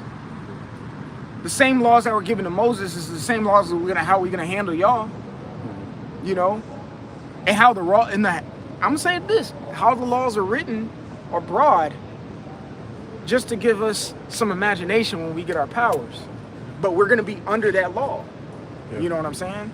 That's Esau's problem too. He be trying to make laws too specific, and then they start contradicting themselves. Yeah. A precept on that law and that must and the obligation. We can get about like 1 or 2 precepts and we're gonna close up. Numbers 35 and 33. So ye shall not pollute the land wherein you are, for blood it defileth the land, and the land cannot be cleansed of the blood that is shed therein, but by the blood of him that sheddeth. Yep. And you know, it's going into the judgment of Esau Edom. He must be destroyed. The brother brought that out in Revelation 13, verse 10. It must happen. Yahweh Shem Yahushai is obliged to do it according to the law that we just read. Yep. Because he's a power who loves judgment, and he's a power who loves righteousness. Though he's not a power, like it says in Wisdom of Solomon, you know, he doesn't enjoy death because he's a living power. But if the judgment comes down to that, he loves the judgment because that's what you deserve. That's what you deserve. Yeah. You see? He said the Lord loveth righteousness. Exactly. So Right, get anything that. anything that's right, he loves it. He loves it, exactly. Get that in Wisdom of Solomon 1. where it talks about like 1 and like 12, 15, something like that. And like you said, he loves righteousness because what is righteousness? Which we're about to get. It's immortal. Right. See? You gonna say something? I was going to say he loves judgment because judgment comes from the law. You know, he loves his Bible. That's right. You said Wisdom of Solomon 1? It's a lot. Yeah, this was my Solomon one. I was just trying to think in my mind if I'm tripping or not. Let me see if I can find it. Where it says righteous, I think 1 and 14. Or am I tripping? Heck, 1 and 1 is on point with what we're talking about. It's Wisdom of Solomon 1. Okay. Wisdom of Solomon 1 and 1. Yeah, 1 and 1. Love righteousness, ye that be judges of the earth. Think of the Lord with a good heart, and in simplicity of heart seek him. Yep. So don't make things overcomplicated. The bishops always said, don't underthink and don't overthink. Just keep it, level. Keep it level. Skip down to 13. The Wisdom of Solomon 1 and 13. For the Most High made not death, neither hath he pleasure in the destruction of the living. Why would you have pleasure in something that to destroy something that you created? You put in all that work to create this, and then you're just gonna shit on it? Like, absolutely not. It's like me going to build an immaculate sandcastle at the beach in Miami. Let me not go off. Because you see other things in the beach of Miami. Yeah. But anywho, all right. And then I just destroy that shit. Or build it right next to the fucking waves. For it to just, like, why would I do that? So it's the same thing with the Lord. I created you. I created you to live good. Shit. And like we mentioned it in Genesis, like they hid amongst the trees. They hid amongst the trees. He created the other people too. We're social creatures. We're social creatures. We socialize with one another. We're gonna socialize with other beings too. Real talk. We socialize with animals. Yeah. You see what I'm saying? The word animal means spirit. I mean, fuck. We socialize with plants. Like the brother Kabar was speaking. We socialize with the wind. Prophesying to the wind. We talking to it.